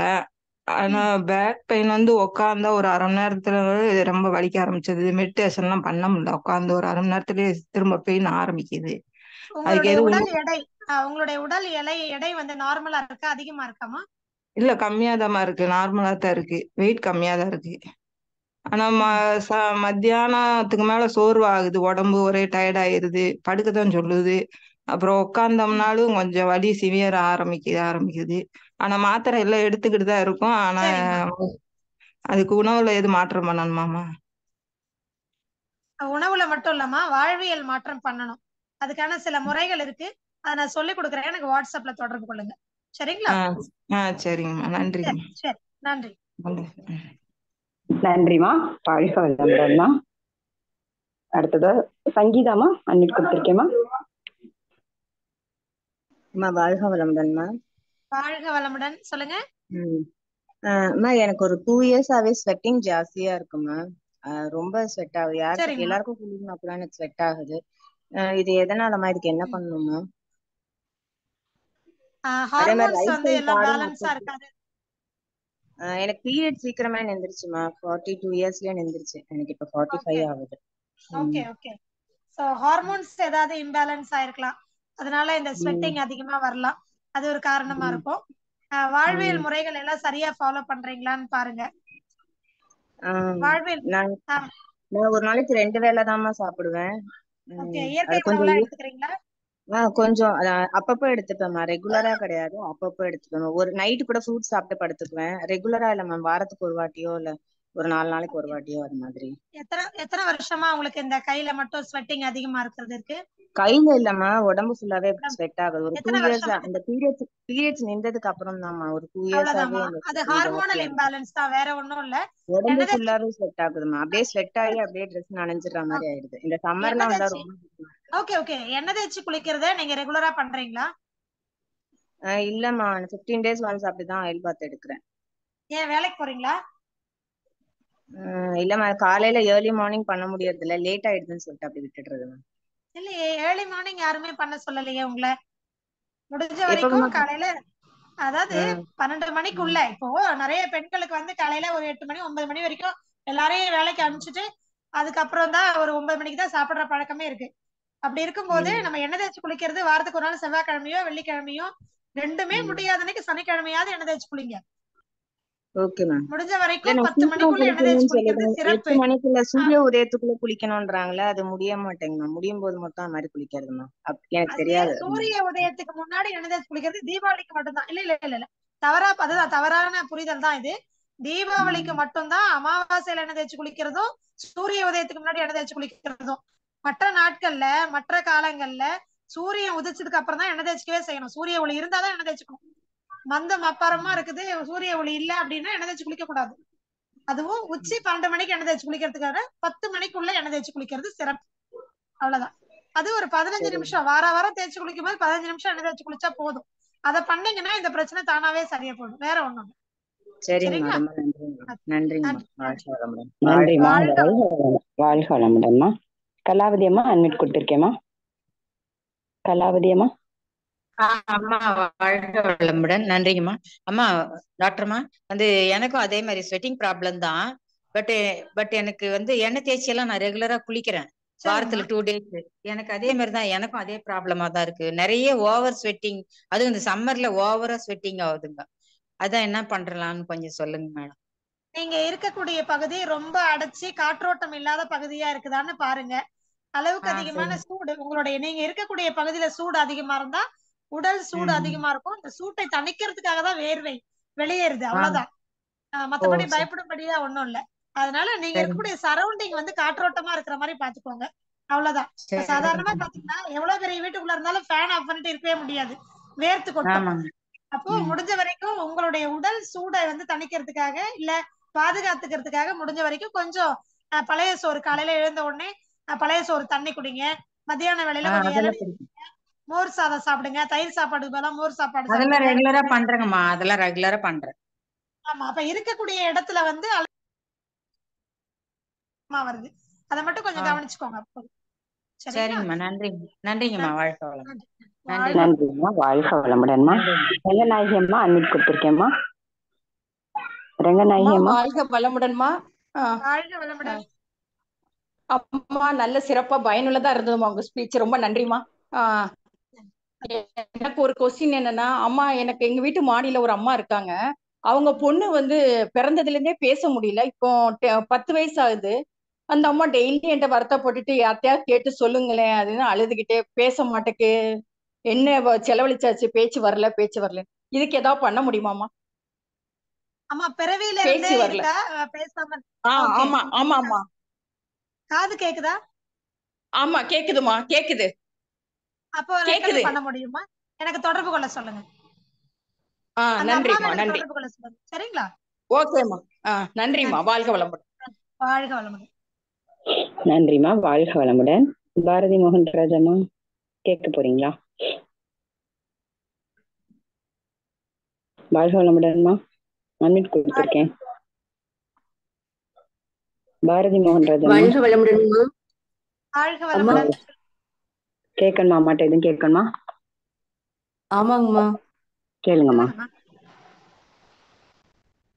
அம்மா எனக்கு ரொமட்டேடு ப்ராப்ளம் இருந்துச்சு ஒரு 3 வருஷத்துக்கு முன்னாடிங்க. சரிங்கம்மா. அதுல ஹக்ஸ் டேப்லெட் எடுக்கும்போது என்னாச்சு, எனக்கு நுரையீரல் ப்ராப்ளம் வந்துச்சுங்க. சரிங்கம்மா. அதுக்கு நுரையீரல் சம்பந்தமா ட்ரீட்மெண்ட் போகணும் அப்படி இப்படின்னு சொன்னாங்க. சரின்னு சொல்லிட்டு ஹோமியோபதி ட்ரீட்மெண்ட்டுக்கு வந்தேன். ஹோமியோபதி ட்ரீட்மெண்ட்ல எனக்கு ஓரளவுக்கு 1 வருஷத்துல ரெக்கவர் ஆச்சுங்க. சரிங்கம்மா. என்ன 1 வருஷத்துல ஸ்கின் ப்ராப்ளமா வெளியே வந்துச்சுங்க. சரி. இப்ப 2-3 வருஷமா ஸ்கின் ப்ராப்ளம் இருக்கு. என்ன உணவுப் பொருள் சாப்பிட்டா எனக்கு அந்த ஸ்கின் அலர்ஜி வருதுன்னு தெரியல. அப்புறம் பீரியட்ஸ் டைம்ல பாடி ரொம்ப ஹீட் ஆயிருது. ஹீட் ஆயிட்டு அந்த டைம்ல ஸ்கின் அலர்ஜி மாதிரி ஒரு உடம்பு ஃபுல்லா எரிச்சலா ஃபீல் பண்றேங்கம்மா. அது இன்னும் ஒரு 2-3 வருஷமா இந்த ஃபீலிங் இருக்குங்கம்மா. ஆனா இதுல அலோபதியில டேப்லெட்ஸ் எடுத்துக்க. இல்லைங்கம்மா, உணவு முறை வாழ்க்கை முறையை மாத்தினீங்கன்னா இதை முழுவதுமா நீங்க குணப்படுத்திக்க முடியும். நீங்களே சரி பண்ணிக்க முடியும். சாதாரண சின்ன விஷயங்கள் தான். எனக்கு வாட்ஸ்அப்ல நீங்க எடுத்துட்டு இருக்க மெடிசன் வந்து எனக்கு அனுப்பிச்சு விடுங்க. நான் எத்தனை வருஷமா சாப்பிடுறீங்க, எவ்வளவு நாளா இந்த கஷ்டத்துல இருக்கீங்கிறது, என்னென்ன சிம்டம்ஸ் நீங்க ஃபேஸ் பண்றீங்கிறதையும் வாட்ஸ்அப்ல தெளிவா கொடுங்க. நான் என்னென்ன பண்ணணுங்கிறத ரெக்கார்ட் பண்ணி ஃபாலோ பண்ணுங்க. சரியா? ஓகேங்கம்மா. ரொம்ப நன்றிங்கம்மா. நன்றிம்மா. வாழ்க வளமுடன்மா. சுமதி சீனிவாசன் அம்மா அன்மிட் கொடுத்துருக்கேம்மா. வாழ்க வளமுடன் அம்மா. வாழ்க வளமுடன். சொல்லுங்க. எனக்கு வந்துட்டு காது கேட்கிற தன்மை கம்மியா இருந்ததுன்ட்டு ஒரு காது ஆப்ரேஷன் பண்ணி இப்ப கேக்குது எனக்கு. இன்னொரு காது ஓட்டை இருக்கு அப்படின்னுட்டு சொல்லியிருக்காங்க. அதுவும் ஆப்ரேஷன் பண்ணாதான் உனக்கு சரியாகும் அப்படின்னு. அது இங்க அப்பப்போ அது தண்ணி மாதிரி சீழோ தண்ணியோ வந்துன்னே இருக்கும். ஆனா டெய்லியும் தலை குளிப்பேன். இதுக்கு சொல்யூஷன் என்னங்கம்மா? உங்களை ஆபரேஷன் பண்ண டாக்டர் டெய்லி தலை குளிக்க கூடாதுன்னு இது சொல்லலையா? அது அவரு சொல்லல அப்போ. ஆனா இப்போ நம்ம யோகால இருக்கோம், இதெல்லாம் ஒண்ணும் இல்லை அப்படின்னு சொல்லும் போது நம்ம டெய்லி மெடிடேஷன் யோகா எல்லாம் பண்றதுனால, மகரிஷி எக்ஸசைஸ் எல்லாம் பண்றதுனால சரி குளிப்போம் அப்படின்ட்டு குளிக்கிறேன். அதுதான் உங்களை கேட்கணும். அது சீழ் வந்துன்னே இருக்கும், தண்ணி மாதிரி வருமா. அது காது வலி இருக்கும், தண்ணி மாதிரி வரும், அப்பப்போ வந்துன்னே இருக்கு. அந்த ஓட்டை இருக்கு, ஆபரேஷன் பண்ணாதான் தீர்வா? சரி, அப்படியெல்லாம் கிடையாது. தலை குளிக்கலாமா? அதெல்லாம் தலைக்கெல்லாம் குளிக்கலாம், அதெல்லாம் ஒண்ணும் தப்பு கிடையாது. நீங்க எனக்கு வாட்ஸ்அப்ல ஒரு மெசேஜ் கேக்குதுங்களாமா? கேக்குது. நான் பேசுறது கேக்குதா உங்களுக்கு? இல்ல கேக்கல. இப்ப சொல்லுங்க. கேக்கல, இப்ப கேக்குது. இல்லம்மா, நீங்க பேசுறது கேக்குதுமா. அம்மாக்கு டவர் ப்ராப்ளம். கேக்குது, சொல்லுங்க. ஓகே, ஒண்ணும் இல்லம்மா. நீங்க என்ன பண்ணுங்க, கொஞ்சம் எனக்கு உங்க வாட்ஸ்அப்ல இருந்து எனக்கு ஒரு மெசேஜ் கொடுங்க. வீட்டுல யார்ட்டையாவது சொல்லி எனக்கு ஒரு மெசேஜ், எந்த பக்கத்துல இருக்கக்கூடிய காது உங்களுக்கு சரியா கேட்கல அப்படின்னு எனக்கு தெளிவா ஒரே ஒரு மெசேஜ் மட்டும் கொடுக்க சொல்லுங்க. நான் ஒரு 2-3 காய்கறிகளோட பேரை சொல்றேன். அத முறையா எடுத்துட்டே வந்தீங்கன்னா உங்களுடைய செவித்திறன் வந்து கூடி போயிடும். அவசியமா வந்து அறுவை சிகிச்சை செய்யணுங்கிற அவசியம் கிடையாது. சரிங்களா? ஃபாலோ பண்ணா ஓகேங்கம்மா. நன்றிங்கம்மா. அம்மா கை தூக்க முடியலன்றாங்க, அதுக்கு என்னம்மா பண்ணலாம்? கை தூக்கவே முடியல அப்படின்றாங்க, அதுக்கு என்ன பண்ணலாம்?